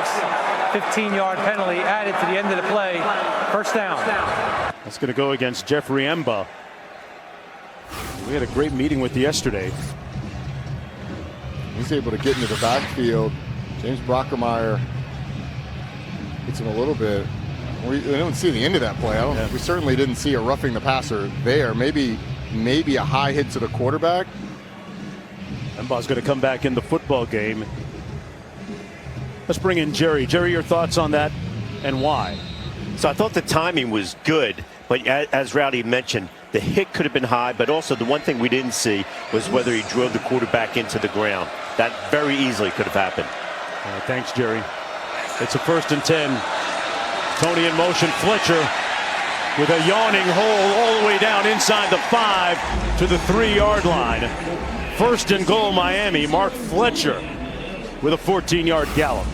Well, you're going to get great blocks on the right side, and then a puller comes around to kick out. It's just a really nice job by this offensive line that continues to grind you into a pulp in the second half of football games. It's why Miami likes to run it early on. It's to set up the second half for that big offensive line that goes 345, 325, 295, 345, 335 across. Starts to wear you down. Beck into the end zone. Room service. Touchdown Bauman. And the Hurricanes retake the lead.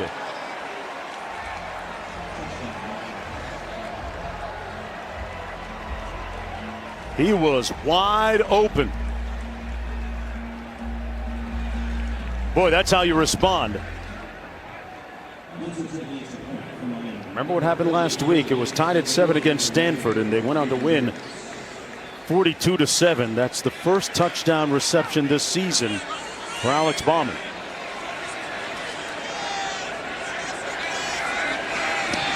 And Miami leads by a field goal with 9:06 to go in the 3rd quarter.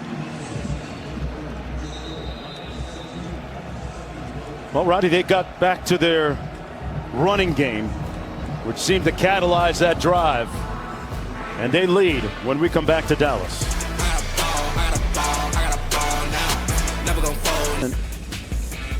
Chance to reach the ACC championship. Virginia at 46. Miami at 31. And Louisville, Duke rounding up those 5 teams. I think Pitt should be on that list. They play both Georgia Tech and Miami down the stretch. You got to win those games. Yeah. I guess analytics says they're probably not going to win them. Boy, Rhodes going to run it out of the end zone. Not sure about that discernment, but he's going to be brought down at the 12-yard line. I 1st and 10 from there. I am sure that was poor discernment. It was a terrible decision. You're 9 yards deep in the end zone. Here's the top 7 in the ACC conference. 7 teams with 1 or fewer losses. Miami with the most games to go. Still 5 ACC games to go. Georgia Tech only has 3 of them. But interesting, you mentioned, or we saw it earlier, of those top 6, Duke is on the road, Georgia Tech on the road, Virginia on the road. A lot of road teams. I tell you, I love the way Haynes King is playing quarterback this year for your alma mater. 9 minutes to go in the 3rd. Little tunnel screen complete. A good tackle at the 16-yard line on the play by Jacoby Thomas. But a good gain on the RPO from SMU. Safety comes down, toss it out, get to a 2nd and 5. Jennings tipped at the line and harmlessly incomplete. Justin Scott got a hand up. So it'll be 3rd down and 5 coming up. It's a nice job by Justin Scott. We talked about it earlier. Kevin Jennings has had some balls batted down this year. And now you've got to deal with Miami on 3rd downs. They've tried to do some different things, moving the pocket to get Kevin Jennings away from this rush. But you're going to have to deal with Ruben Bain. At the top of your screen, one of the best pass rushers in the country. On 3rd and 5, wide open and dropped. TJ Harden forgot to make the catch first. And when I say that he had open real estate and Chattel in front of him, look at this. There's nobody there. You get a slant from the receiver that brings the corner in, and there is nobody between TJ Harden and certainly the 1st down, but only one person between he and the end zone. I mean, that is just a Wow. crushing drop. You have wide open. They didn't block Bain, knowing that they were going to throw it past them. Great call by Rhett Lashley, just poor execution. Wade McSparron punting from his own 3-yard line, his 5th punt of the afternoon. Malachi Toney back at his own 37. A high end-over-end punt. Toney watches it bounce at the 37. And it rolls all the way down to the 25, where it'll be 1st and 10 for Carson Beck. I think after that 57-yard punt. I think the sun saved SMU on that punt, or else Malachi Toney would have been able to catch it. That's a great point. But look at this. Speaking of catching it, that's what you got to do first. You by Peter Millar. Luxury meets performance. I picked a bad time to stop eating red meat, Roddy. Lucky for me, I did not follow your path there. I wonder if they can make us a plate and bring it up here, because brisket. That brisket looks good. So we've enjoyed our time here in Dallas, getting ready for this football game. Had a nice meal at Cocktail and Kitchen yesterday. Some jerk chicken and black-eyed peas and collard greens, and something that you could enjoy with that guy, Michael Irvin, the playmaker, one of the best to ever do it. Watching from the sidelines. 1st and 10 for the Hurricanes from the 25. Jordan Lyle in the backfield. Beck incomplete out of the backfield, intended for Lyle. It'll be 2nd down and 10. Arizona, they're in coverage. Well, SMU is creeping a safety down into the box. They're playing a lot of one high, which means they're bringing one of those safeties down to encourage Miami not to run the football, to make the numbers favorable to throw the ball. And Miami's had some success there, but I think SMU's ability to sort of dictate what Miami's going to do. I mean, look at Isaiah Wacobia sort of creeping there in the middle. And Miami ends up running it on this occasion. Lyle tripped up, might have picked up 2 yards, setting up a 3rd down and 8 now. These are the 3rd and longs that Miami at times today has had success converting, because SMU hasn't consistently gotten pressure on Carson Beck. But when they have been able to, they've been able to bat some balls down. They've been able to affect them a little bit.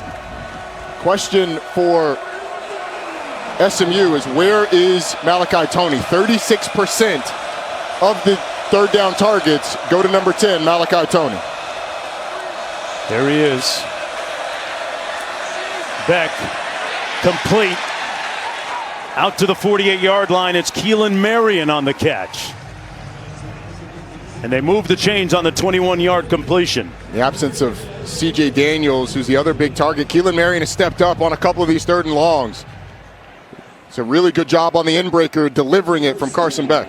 Keelan Berry, the BYU transfer, one of the top kickoff returners in the country a season ago. Beck checks it down. Toney with the catch.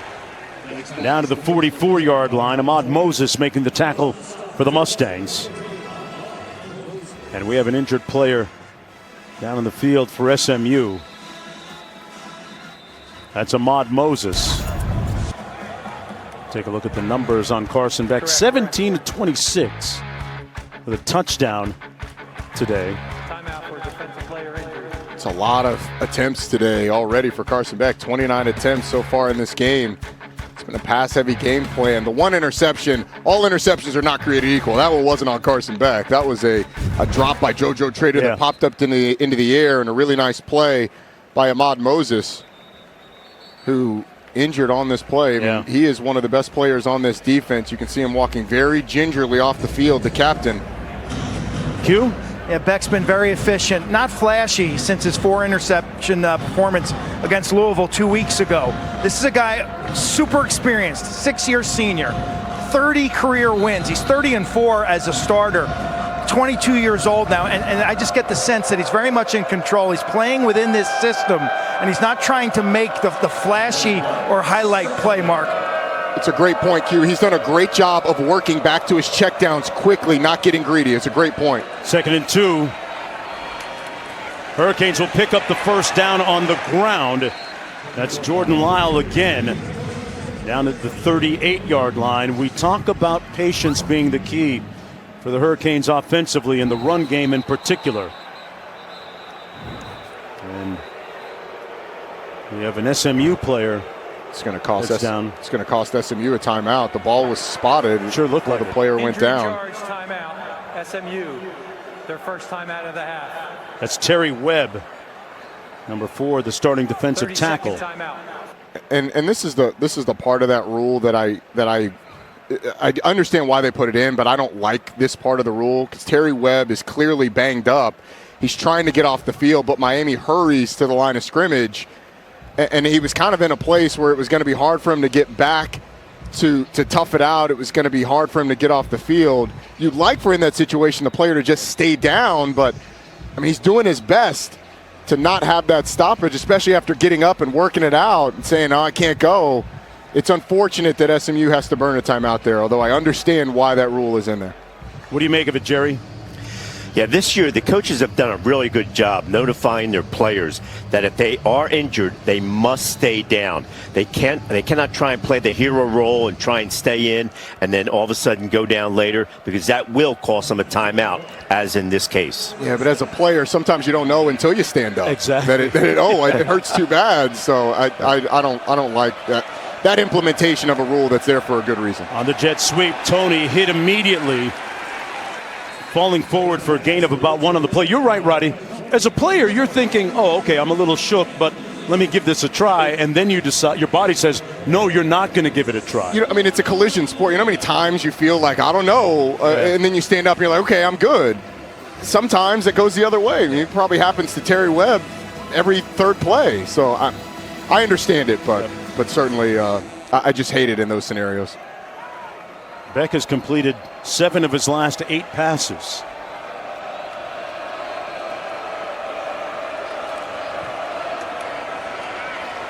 Lyle again, stopped up at about the 32 by Kilgore, picked up 5.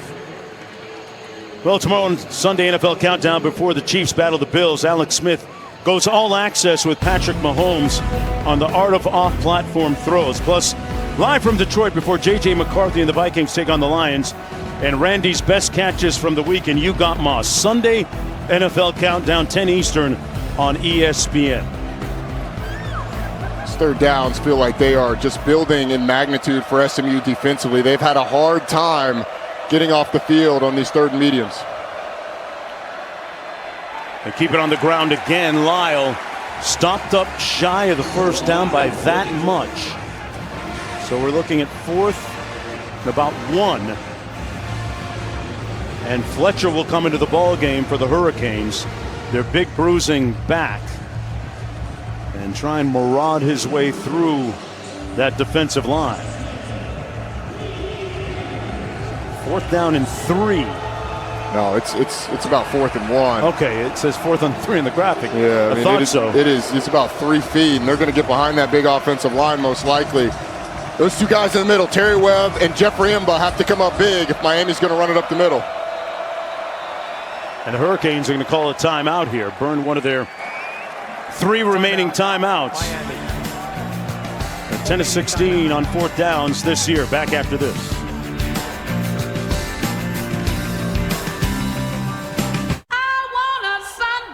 You're watching ESPN College Football presented by Serve Pro. Miami Hurricanes going to go for it here on 4th down and about 1 to go on this, the 9th play of the drive. They love the right side of that offensive line. Francis Mauinoa and Inez Cooper, both well over 300 pounds. Their best 2 run blockers. And Mark Fletcher in the backfield.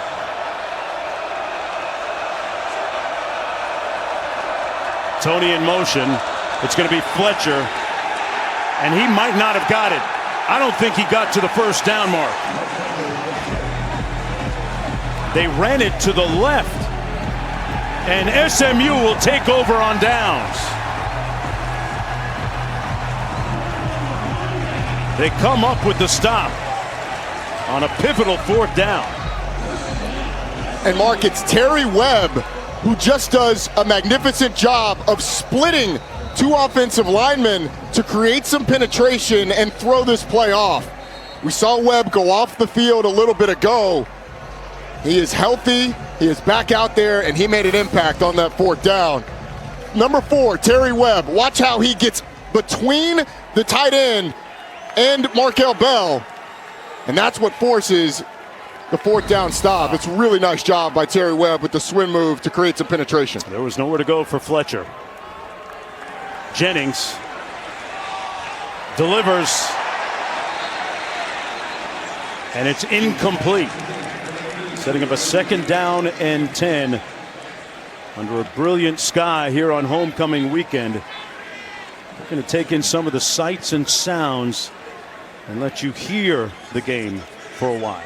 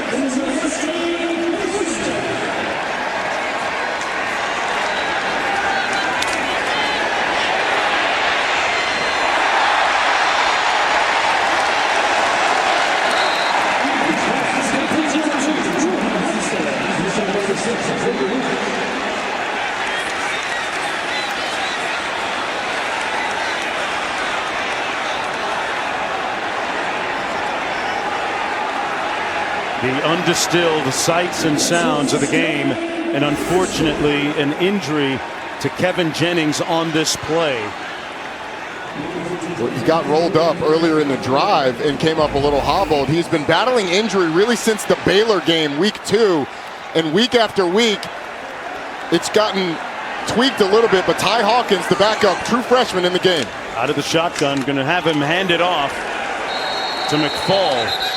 Boy, how does this impact their offensive package, having Ty Hawkins come in, a freshman from San Antonio? You're going to have to distill it down a little bit to things that Ty Hawkins is comfortable with, but when we asked the coaches about him yesterday, offensive coordinator Casey Woods described him as fearless. He is going to need to be against the top 10 team at home as Kevin Jennings tries to work it out. They had a really good drive going, but he's a freshman with a great deep ball, and he's good enough. He was good enough to beat their backup, beat him out in the spring, forcing a transfer, so they really like the talent. Miami bringing some pressure. He throws it incomplete. And there's going to be a flag on the play against the Hurricanes, intended for Hibner. Jacoby Thomas was defending on the play. With 91 seconds to go in the 3rd quarter, and a significant plot twist with the leg injury to Kevin Jennings, the starting quarterback for SMU. Pass interference, defense, number 8. Automatic 1st down. Thomas was holding him like a grudge that time. And Kevin Jennings back on the field. He came on the field fired up, clapping to his teammates, trying to hype him up. And we asked him yesterday, how do you keep doing this? How do you keep getting banged up and coming back out? And he said, look, it's his mom and his dad that really taught him to have that toughness, and he wants to be out there with his brothers. Knight play of the drive. Jennings back in, throws it complete to Ymir Knight. Getting pass, complete to number 8, Ymir Knight. He's pushing it out to 41. Just split.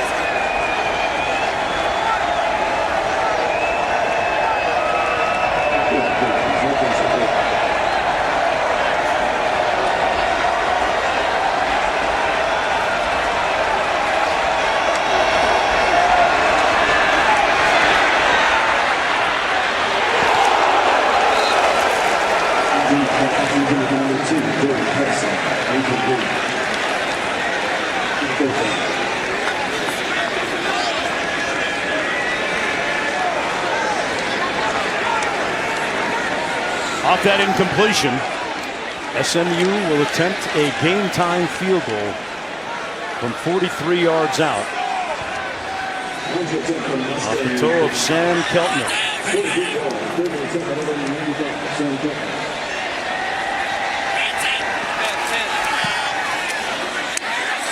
We are knotted at 17 in this, the biggest game being played here at home since 1983. A top 10 opponent on homecoming weekend. SMU has drawn even with 7 seconds to go in the third quarter.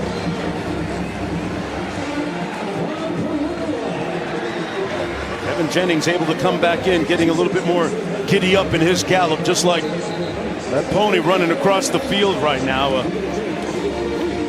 10-play drive, 44 yards, losing just under 4 minutes on the clock. What'd you make of, as we went strictly sights and sounds, the sight of him moving around in the pocket? Thumbs up or thumbs down or somewhere in between? I give him a thumbs up based on what he's been dealing with. I mean, over and over and over, we've seen the toughness of Kevin Jennings on full displays. He's never really been able to get back to 100%. And even on that third down play, was able to get out of the pocket. And Jordan Hudson gave up on the route, turned up when Kevin Jennings slung it out to him. Hurricanes will have it 1st and 10 from their own 25. Let's check in with the studio. All right, Jones, a couple of updates for you here in the early window. Arch Manning in Texas. Emmett Mosley over the middle. 31-10 at that point. Pavia just scored to make it 34-16. 2-point conversion, no good. And it's your day when this happens. Tip, Jeremiah Smith, touchdown Buckeyes. They are rolling Penn State 38-14. Jeremiah Smith, a South Florida native, committed to the Buckeyes early in the process. Mark Fletcher in the backfield on 1st and 10. Carson Beck on the sticks at quarterback. 7 seconds to go in the third period. Malachi Tony on the receiver screen. And a quick tackle on him at the 27. He has been somewhat muted by that defense today. But the usually implacable receiver still ready to do work with 15 minutes to go here in Dallas. It'll be set. Welcome back, everybody, to Dallas and Gerald Ford Stadium for the start of the fourth quarter. The number 10 ranked Miami Hurricanes in a dogfight right now against the Mustangs. Tied at 17, looking at 2nd down and 8 to go.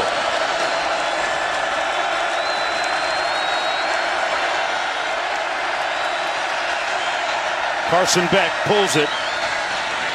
Complete at the 35 and up the sidelines to Marion. Picks up a 1st down. You can see Carson Beck changing the play at the line of scrimmage. That condensed bunch formation, the corner was playing way off, so Carson Beck just saw the grass, changed some stuff up to make sure that it was communicated across the board, and then took what was an easy free access throw to Keelan Marion. JoJo Trader split to the top of your screen after that 18-yard gain. Mark Fletcher down to the 47 of SMU a moment ago. Q caught up with Coach Cristobal. Coach, what type of impact can Malachi Tony have on this fourth quarter? Well, as you can see, at any moment in time, he could break open the game with some of his big playmaking ability, and he draws a lot of attention as well, so other guys have to make plays as well. Are you seeing anything specific in coverage in terms of the way they're defending him? I mean, they played back, they sprayed it out and been very soft on the edges and mixing it up, so when I say soft, I'm talking about backed off and keeping everything in front, but they're doing a good job. Thank you, Coach. Second down and 3. Fletcher stopped up right near that line of scrimmage by Alexander Kilgore. He's been slowed by a hamstring injury at times this year. Key part of that Mustang defense. 6'1" junior from Katy, Texas. Already seen SMU come up with a stop on a 4th and 1 earlier in this half. Here a big 3rd and 1. Can you get some penetration in the backfield from these defensive tackles or defensive ends to create a negative play? Marty Brown came into the ball game for Mark Fletcher. He's beside Beck. Brown gets the call and picks up that first down with a 2-yard pickup. 1st and 10 Miami. Man, it's a nice job by Alex Ballman, who had a defender cutting across his face. Defender on the edge is going to cut across the face of the tight end, who just does a really nice job of washing it down and allowing Marty Brown to be able to get up the field through a seam. Without Alex Ballman being quick to the inside and washing that across the face of the running back, it's likely a negative play. That's a great replay and great analysis there, Roddy.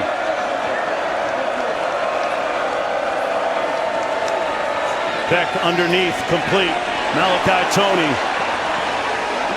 stopped up at about the 34-yard line. That's where they'll spot his forward progress close to the first down. Picked up 10. They'll move the chains on this. Remember, Malachi Tony reclassified, folks. He's only 18 years old. Got to say, maybe the top freshman in the country? Yeah, DeCorey Moore out at Oregon's been really good at receiver as well. But Malachi Tony, his impact, I think his impact in special teams puts him over the top. We've already seen him take a punt return inside the 10-yard line today. He had 2 punt returns last week to get him great field position. I would say he's the top freshman in the country. I gave him the coveted Roddy Award last week. Yeah. Look at Carson Beck down to about the 26-yard line. 11.5 minutes to go, 70-yard pickup by Beck. They don't do this much, but we've seen Carson Beck use his legs mostly in the scramble game earlier in the game. Not a lot of zone read in this offense, but that highly effective, as it now is going to affect that defensive end, Ja'Kai Lang, for the rest of the game. He's going to have in his back of his mind, all right, maybe we get a keep here. Lyle and Fletcher in the backfield beside Beck.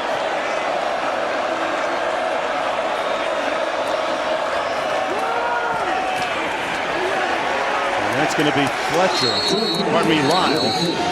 Lyle stopped up right near the line of scrimmage. They're going to test the patience of that Miami run game. 2-yard gain on the play. They've got those 2 guys inside that do a nice job defensively for SMU. Jeffrey Emba, especially, a fantastic story. A native of Gabon, moved at 4 years old to France, then back to Cameroon when he was 13, and then back to France when he was 17, where he picked up American-style football. The Purdue transfer doing a nice job for the Mustangs. 3rd and short, and they're going to stop up that Miami run game. Brown with nowhere to go. It was Isaiah Smith. 4th down coming up, Roddy. Well, Jeffrey Emba with a great get off, and he just makes it a big pile there in the middle until the rallying troops come and make the tackle. Really nicely done in the middle. You mentioned it. Incredible story of a guy who's been all over the place. You actually spoke some French to him yesterday, but he clogged that middle up to force the long field goal. In any language, that was good football by him. Carter Davis in to attempt this field goal from 45 yards out. And he gives the Hurricanes a 3-point advantage. 9:34 to go. A tight battle in Dallas when we come back.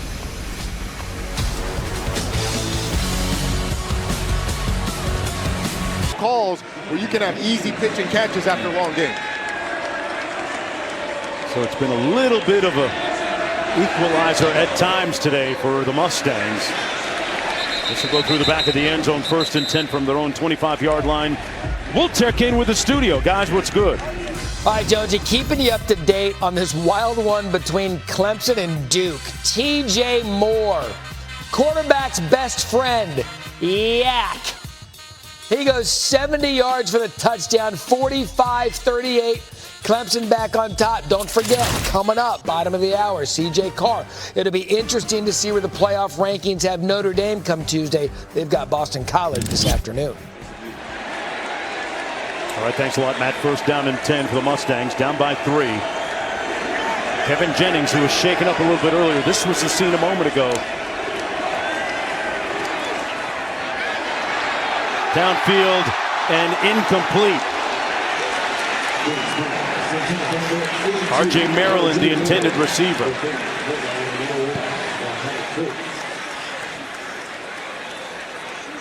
Jennings appeared to put it right where it needed to be. 2nd down and 10 coming up as a result.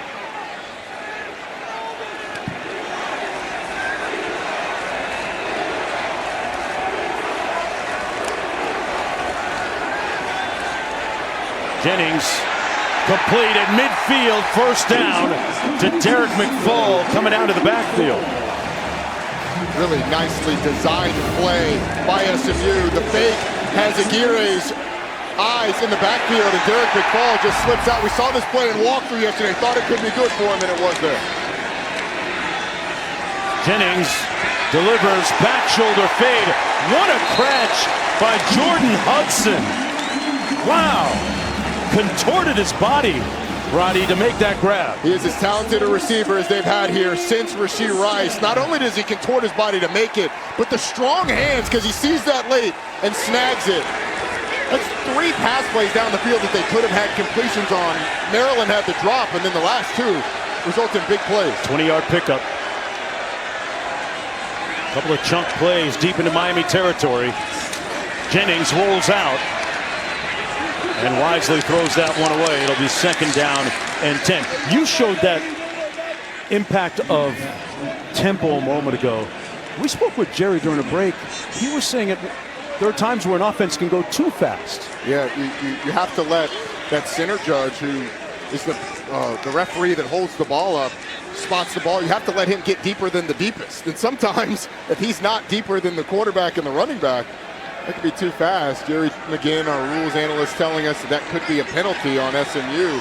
It felt like, I mean, Jerry's going to have a more keen eye on whether or not it's been close since, but it felt like it hasn't been as close since. Keep an eye on that. Jennings, little sidearm delivery complete to the 21-yard line. Catch by Hibner. 7-yard gain on the play. 3rd down and 3. Harden in the backfield. Another sidearm delivery and a 1st down to Jordan Hudson. Man, Jennings really dropped down. He tried to almost bend it around the offensive line, but that's another example after the 2nd down play of tempo, getting an easy completion for this offense, and it's wearing down this defensive line as we get further in the drive. They're a little slower off the ball. 7th play of the drive. All passes so far. Jennings trying to do it with his legs. No go for Ruben Payne, who has that left arm wrapped up, almost mummified. Look at that thing. Oh yeah, it's got like the J.J. Watt elbow guard. It's more intimidating, but you see how hard he's breathing. I mean, they've been on the field. They've been going at tempo. He does a nice job on that one. I think Kevin Jennings probably should have given it, especially because he has no explosion off of that left leg that we saw got injured earlier. A little over 7 minutes to go in the 4th quarter. Jennings with time takes off and throws it out of bounds. Outside the pocket, ball beyond the line of scrimmage in the vicinity of a receiver. No grounding. It'll be 3rd down and 11. And with Kevin Jennings, when he's running, you can see the strides as he pushes off the right foot look pretty normal. But that left foot, it just looks dead. And for anybody that has had an ankle sprain, you know what it's like to push off with an ankle that's been twisted. It just feels like like you have almost a flat tire. There's just no thrust off of it. 3rd and 11. Jennings dropping back. There's a flag down. Jennings finds a receiver, his tight end, Hibner, and he's brought down inside the 5, but this is going to be a hold.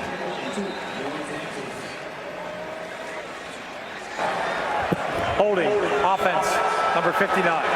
10-yard penalty, replay 3rd down. P.J. Williams called for the hold on Marquise Lightfoot. P.J. Williams right there on the edge of your screen. He gets Lightfoot wrapped up and then slings him to the ground for good measure. Kevin Jennings actually created a nice play there. P.J. Williams stating his case. Not a lot to argue there, P.J. From the 25 now. It'll be 3rd down and 21. Well, within field goal range. Just about to say, the thing that you can't have here, Mark, is a sack that pushes you back further.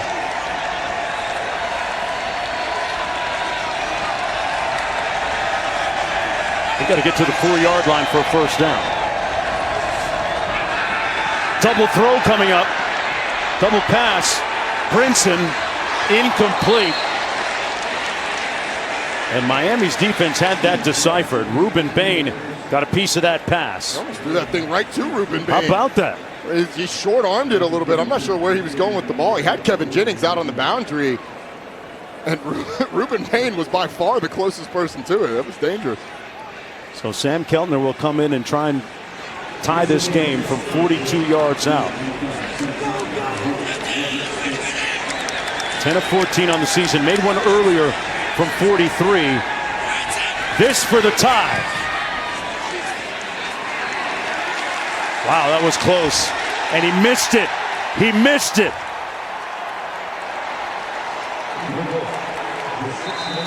That was extremely close. But the official said it was wide. In a game of literal inches, he missed it by that much.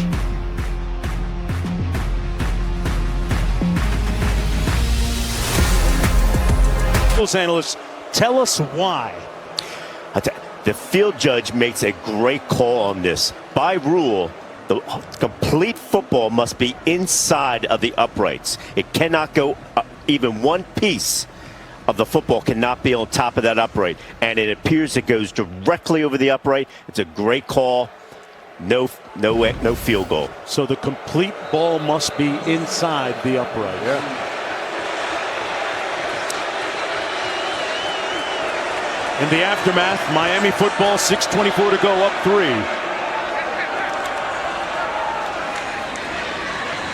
And Mark Fletcher lacerates that line of scrimmage. Good for about 5 yards. This is where this Hurricane offense is built to milk clock and move the chains, Roddy. This offensive line, this is their time of the game. It is time to move people against their will and hand the ball to Mark Fletcher and just drain the life out of this ball game. If you can do that and get a touchdown, it's going to be really hard for SMU. SMU is going to dedicate a lot of bodies to stopping the run. Both teams with 2 timeouts remaining. Carson Beck pulls it complete to Malachi Toney. Good for the 1st down at the 37-yard line.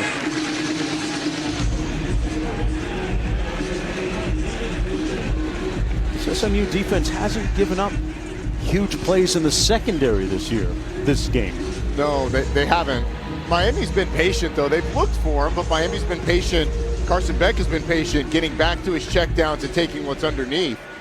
It's kept them on schedule. The thing that SMU has done well is once Miami's gotten in that high red zone area, they've really buckled down and not allowed Miami to score touchdowns. Carson Beck has completed his last 7 passes in a row. Going to take off. Lunges forward across the 40. They're going to spot it right at the 40-yard line. Beck has completed 11 of his last 12. Picked up 3 with his legs right there. Smart by Carson Beck. It's an RPO where he wanted to throw it out wide, and he ends up not liking the look and tucking it. He's been incredibly efficient in the second half after a frustrating first half. And we saw a number of times the frustration out of he. We've seen frustration out of Shannon Dawson today as well. But Miami in a good position, a position that they feel good in with the ball and that offensive line getting down towards 4 minutes. Beck hands it off to Fletcher. Pounding it between the tackles, good for about 2 yards. Third down coming up after that 2-yard pickup. Mentioned some of that frustration after the stop on third down.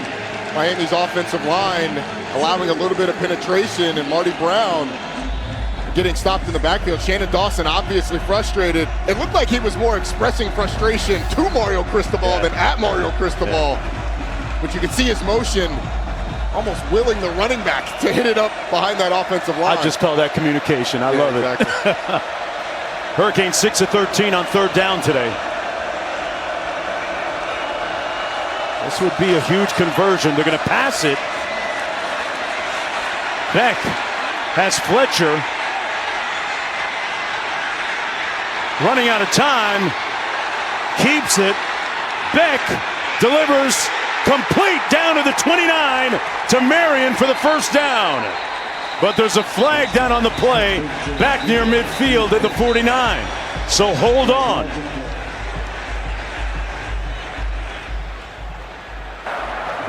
Ineligible player downfield.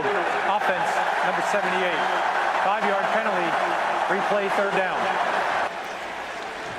Wow, Beck had all kinds of time to survey the field before finding Marion, but it all come back. Well, it's okay initially. Go ahead and roll it, guys, because Carson Beck starts to scramble. And there's just an eternity of time as he goes and goes and goes, runs out to his left, and now those offensive linemen start to creep downfield. And then right there, you got an offensive lineman 5 or 6 yards down the field. Carson Beck comes back around, offensive lineman still past the first down marker when he throws it, and that's why you get called for illegal downfield. Like Lamar Jackson there buying time for Patrick Mahomes. He's moving. Man was on his bicycle. 3rd and 10 now.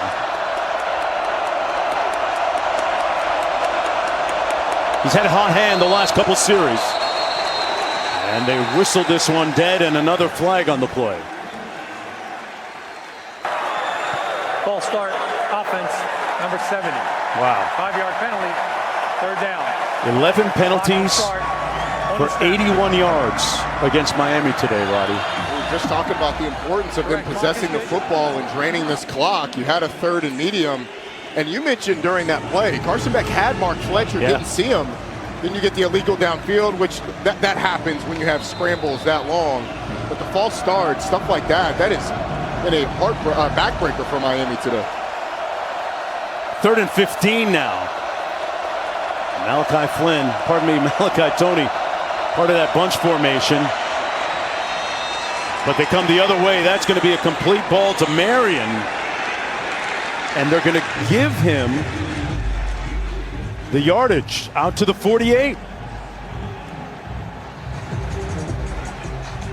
And that spot was on point, picked up 16. And it wasn't Malachi Tony, it was Marion. Today, Keelan Marion's been the guy to go to on 3rd down, but William Nettles has to know where the first down marker is. I mean, you have to know that Keelan Marion is not going to push it up the field to try and score a touchdown. You need 15 yards to get the first down. Keelan Marion breaks it at 16.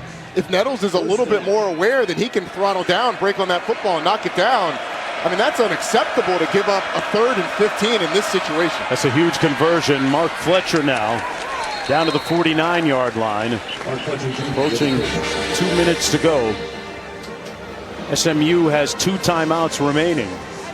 And clock management is going to be very important now. And we have a player down.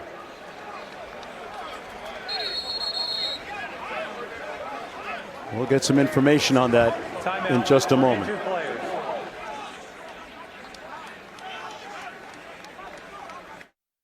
5, 4, 3, 2, 1. Watch me. Level up. Football is presented by Serve Pro, the #1 choice in cleanup and restoration. An emotional day for the Miami Hurricanes and the SMU Mustangs, resonating on the sidelines as well with members of the coaching staffs, respectively.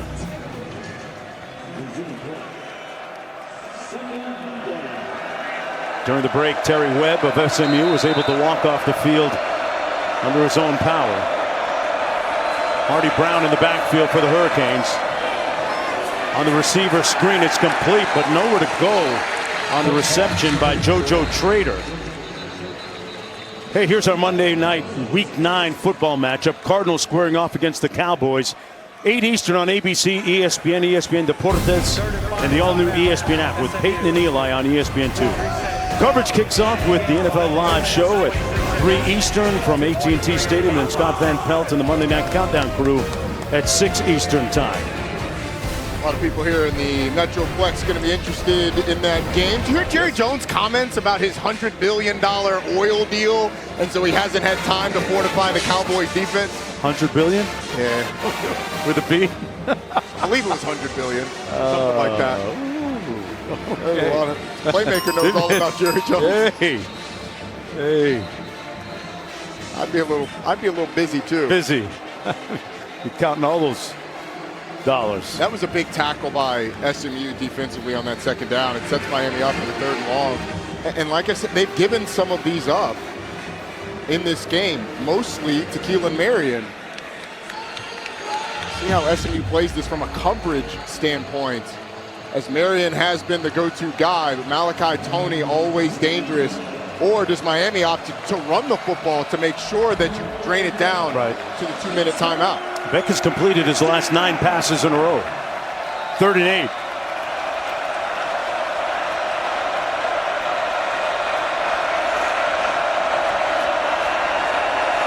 Beck, flag thrown, Marion. He's claiming that he was being held by Nettles. Marion is. But there's a flag back at the line of scrimmage.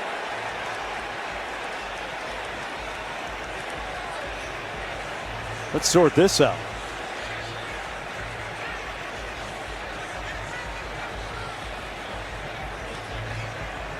There's a flag on the far side of the field, downfield as well, it looks like.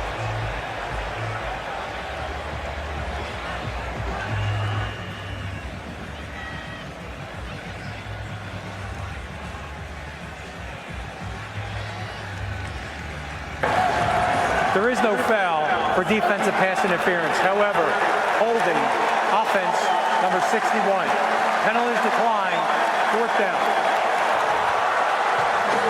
Big stop by SMU defensively. I do think there's an argument for defensive pass interference down the field. Be interesting to hear the explanation there. But there was also offensive pass interference, I thought, too. But Maui Noah just slams down the SMU defender and then lays on him. And then down the field, Keelan Marion gives Nettles a little shove with the right hand, and then Nettles grabs the right hand. So I don't know how you adjudicate that one. I would have said it's either both sides or nothing. Ymir Knight back for the punt at his own 10-yard line.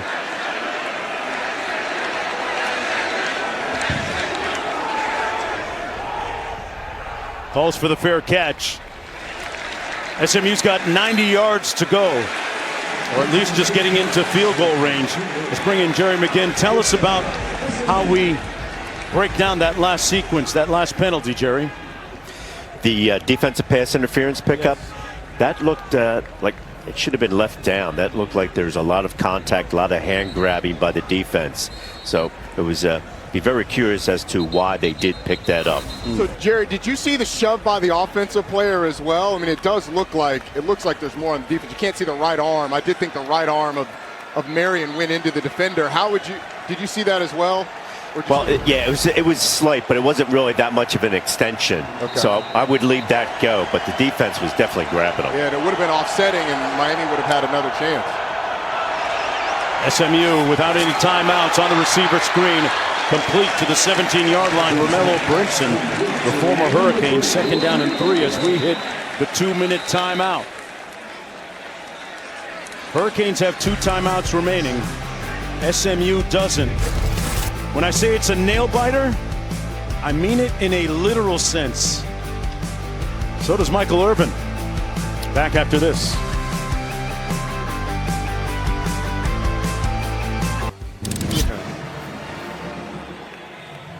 All right, back here in the 4th quarter. 2 minutes to go in the football game.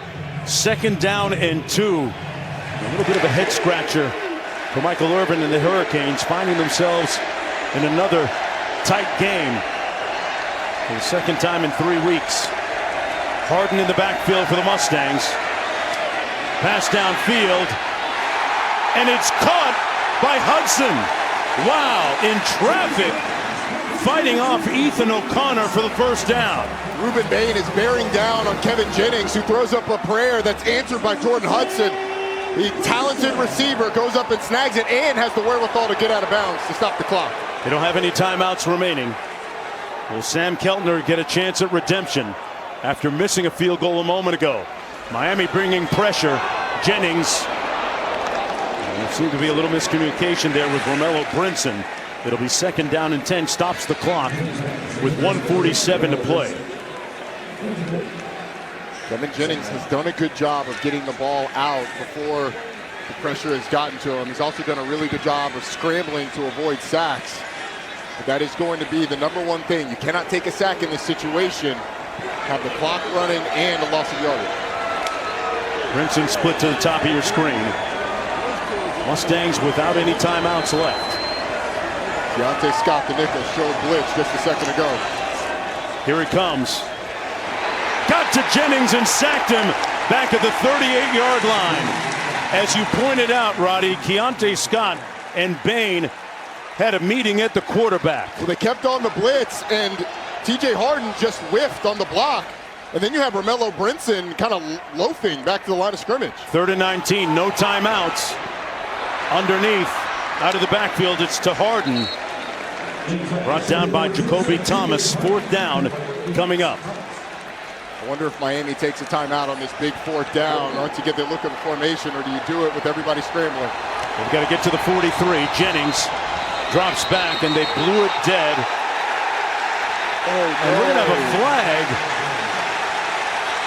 on Lightfoot. It looked like he tried to hold up Jennings. Well, they blew it dead because the timeout was called, but he didn't pull up enough and ends up clobbering Kevin Jennings. He's trying to pull up, but was called by Miami. Dead ball, personal foul, unnecessary roughness, defense, number 12. Wow. 15-yard penalty. Mario Cristobal is incensed, irate on the sidelines. Well, so watch the 2 defensive ends. You got Ruben Bain on this side and Lightfoot on this side. Ruben Bain pulls up before Lightfoot does, and I think that's why this penalty is called. Bain pulls up, Lightfoot still goes into the quarterback, so it's bang bang. But when you have the defensive end on one side stopping the rush, Ruben Bain hears it and stops. Marquise Lightfoot does not and ends up hitting the quarterback. That's why I think this is called, because we didn't hear the whistle initially. No. So I understand why Lightfoot would continue, but it's pretty damning evidence when on the other side, Ruben Bain stops rushing and Marquise Lightfoot continues to pursue. We don't know for sure if he saw his teammate pull up, though, right? No, but if Ruben Bain pulled up, then Ruben Bain heard the whistle, which means the whistle was out there.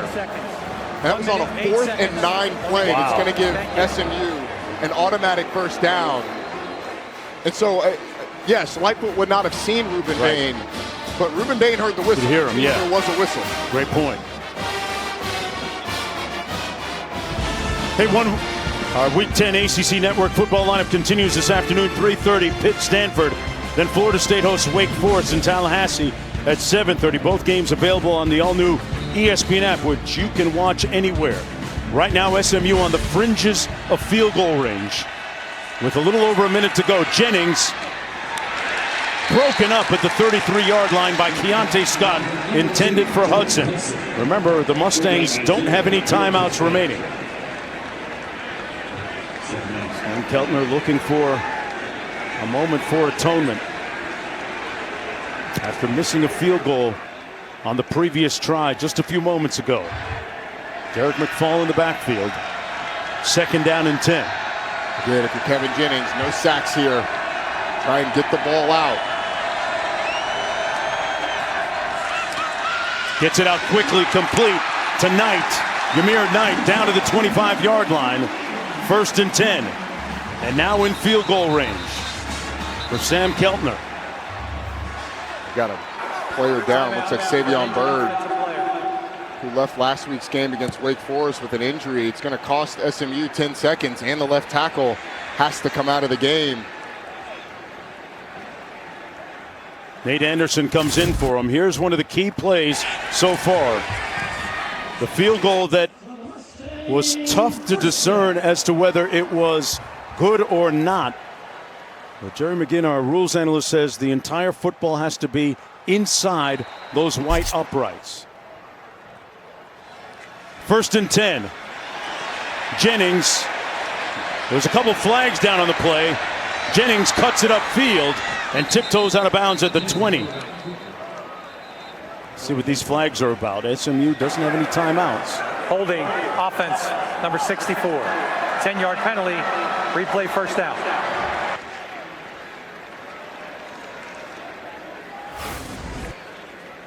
Yeah, it's the center,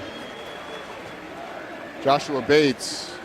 They put Ruben Bain on him, and yeah, that's all you can do is grab him around the neck. I want to make a correction, Mark. I said that the injury was going to cost them 10 seconds, but because of the first down, it doesn't cost them because the clock stops on that first down.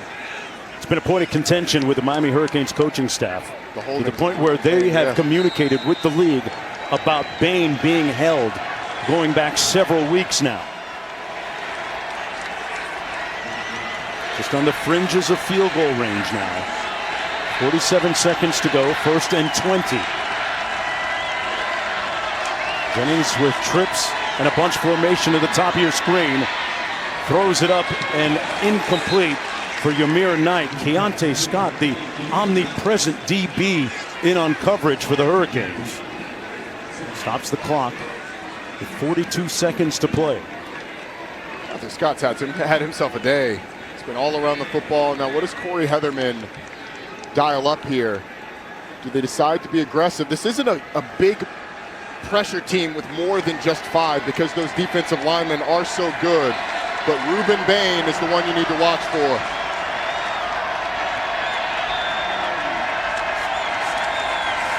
Jennings.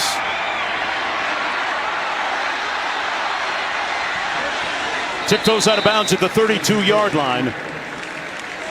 Back within field goal range. Picked up about 4. 35 seconds to go.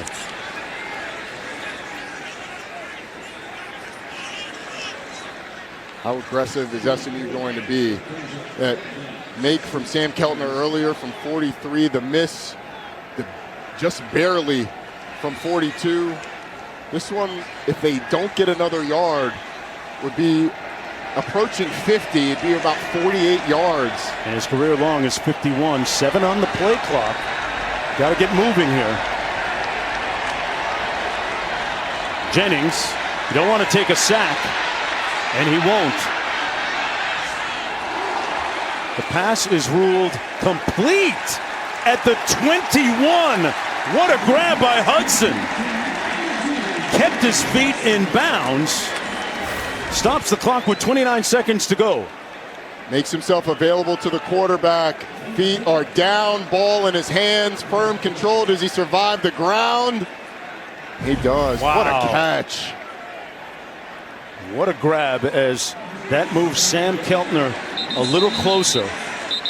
And Miami is going to try and put him on ice. The ruling on the field is a completed catch. The play is under further review. And this doesn't hurt the Hurricanes' cause. They don't have to use a timeout. They're going to review this. The ruling on the field was complete. As we go to the ACC Game Day Operations Center in Charlotte. The ruling is a catch inbounds. And completed pass, obviously. So we're going to look at this. We're going to first see the ball. If we look at replay A, we're going to see the ball here. Then keep going, keep going, keep going, keep playing it.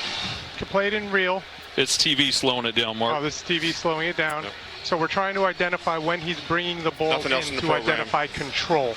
Okay, so we're going to try to be able to get a real version of that live view. Replay C from up top. So if you right see 25. here, you're going to see now that we have control here. Still have the right down. He has that right foot down. He brings it in and his hands come off it. And then his hands come off of that. So, but we have to have control first. And now he's going and bringing it.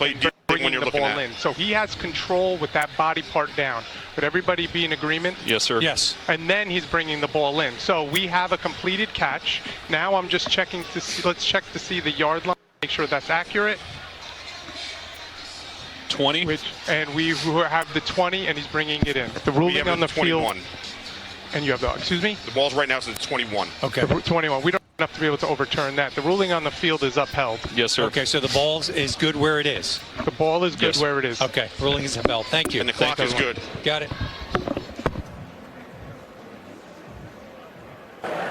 After further review, the ruling on the field is upheld.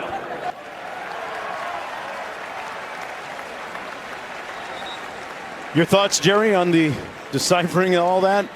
I tell you, that was a great stoppage. Everyone realizes that this is an important play in the game, and they went through every single steps, making sure that it was a completed catch. So kudos to the replay booth. Great job. And now a chance for redemption for Sam Keltner from 38 yards out for the tie. This time leaving no doubt. And we are knotted at 20 with 25 seconds to play. The Hurricanes with one precious timeout remaining.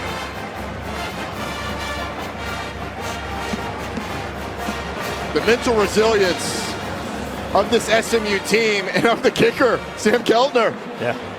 He had one miss by a hair. That one, as you said, left no doubt.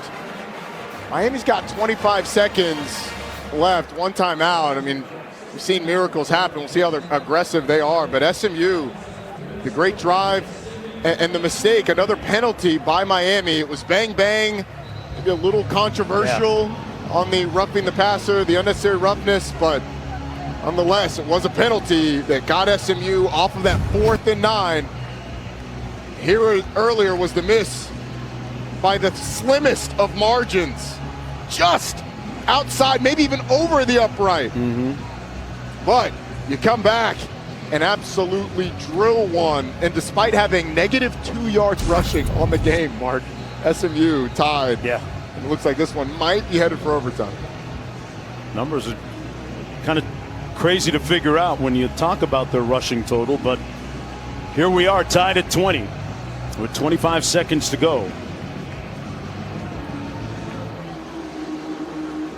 Keelan Marion and Tony Johnson back deep for the Miami Hurricanes.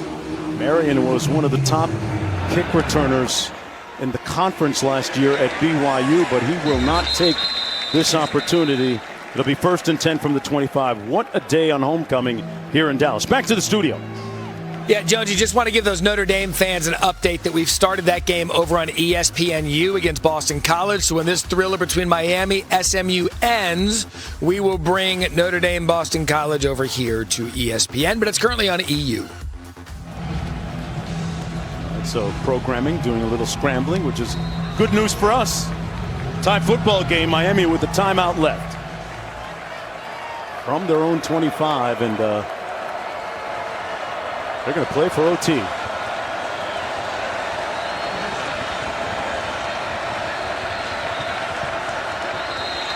Carson Beck is going to take a knee.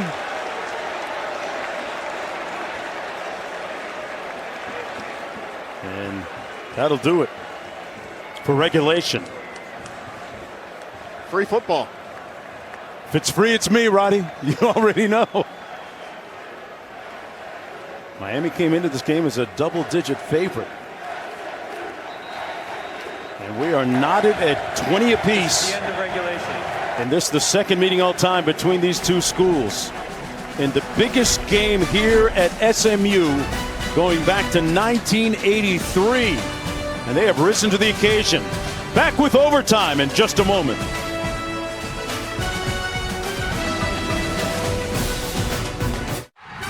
Feel that? Monday nights hit bigger in Texas. Them boys are feeling it.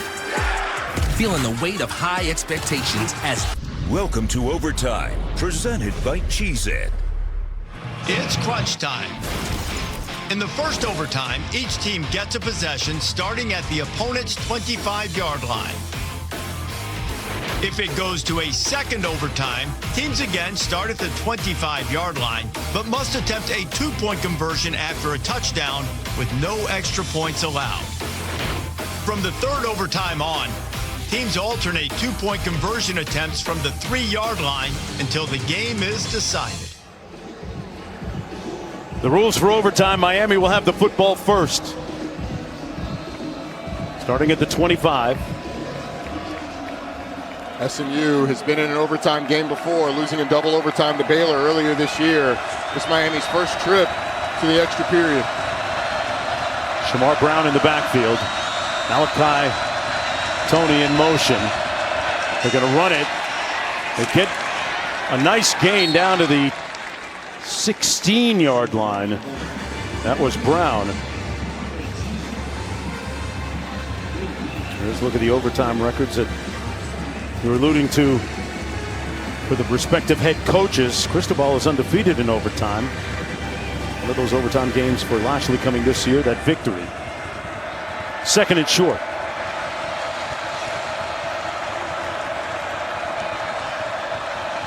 Tony, the middle receiver. On second down here, they're going to give it to Brown again. And Brown picks up the first down. Stopped up shy of the 10-yard line. First down and 10 Miami. They can rotate several different backs in there between Fletcher, Brown. We've seen Lyle today as well. Yes, we have. And seems like during the break, the talk with Miami was, hey, let's see if this offensive line can get us a touchdown. See Mark Fletcher there on the sideline. A couple good run plays so far for Miami. Beck hands it off. That's going to be Brown. Brought down at about the 7. Tell you what, Marty Brown, if he cuts that back sooner, he has a walk-in touchdown. Just missed the hole a little bit. Another look at Mark Fletcher on the sideline. This SMU defense has been so good in the red zone really all year long, but preventing Miami getting in the end zone when they've gotten close. Can they do it here is the big question. On second and 6. Marion, the bottom receiver. They keep it on the ground and nowhere to go that time for Marty Brown. Spears making the tackle, setting up an interesting third down coming up. Yeah, Brandon Mayazono got into the backfield and forced him into Spears, but this is the situation that SMU has been able to create. Third and longs. Keelan Marion has been the go-to receiver throughout this game on third downs, but it's typically it's Malachi Tony who's the go-to, who's second from the bottom. Keelan Marion lined up, singled up to the top. Beck's gonna pass. Pumps, delivers, picked off at the 2 by Moses.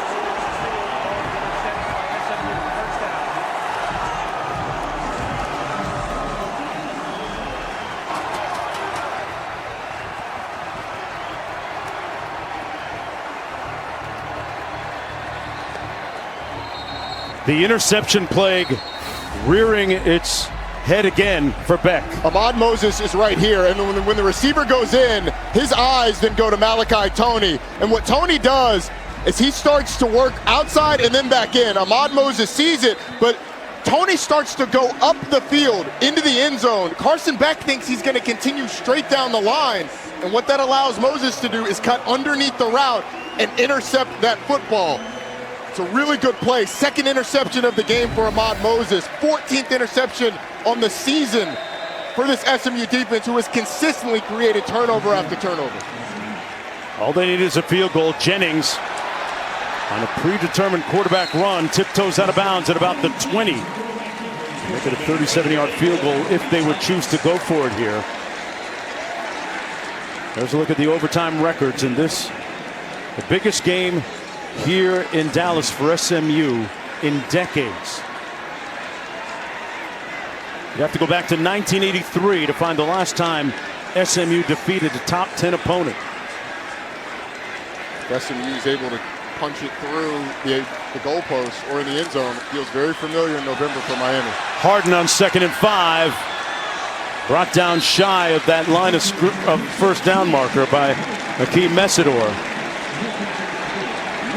2 straight seasons where Miami's gotten off to hot starts with a lot of promise, college football playoff potential. Last year, losses to Georgia Tech and Syracuse, 2 of the last 3 games derailed that. They ended up being the 2nd team out of the college football playoff. And here they are with SMU with the ball. A score wins the game.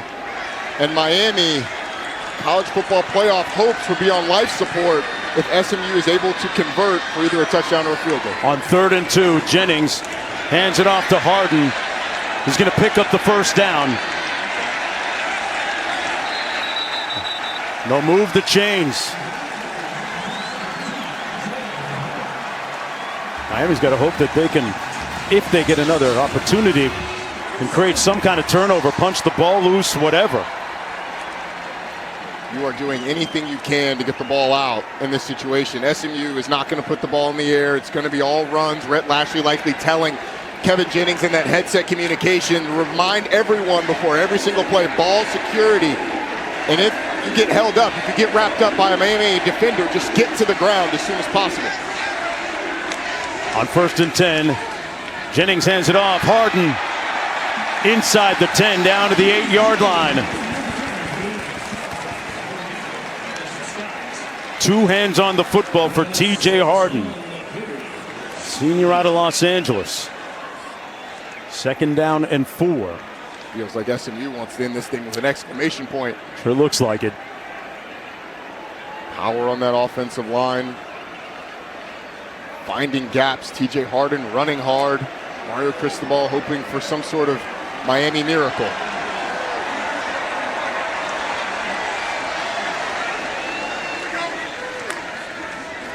Jennings hands it off again. Harden brought down just shy of the end zone. Feet away.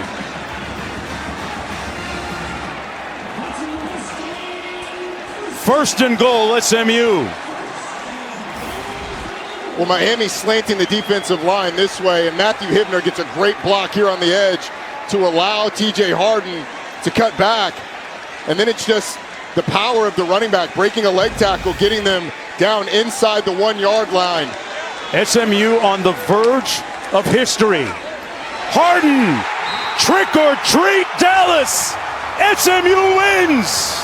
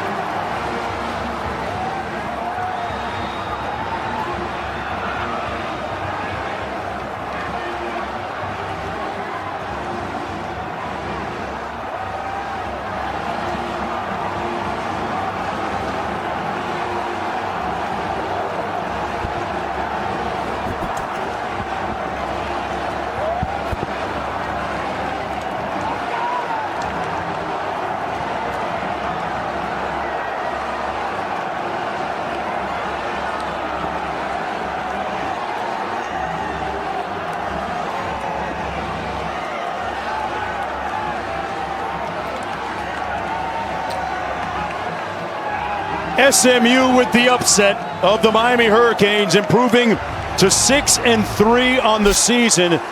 The biggest win for the program since 1983. Coach Lashley victorious against his previous school. And Miami's playoff hopes on life support. So long from Dallas.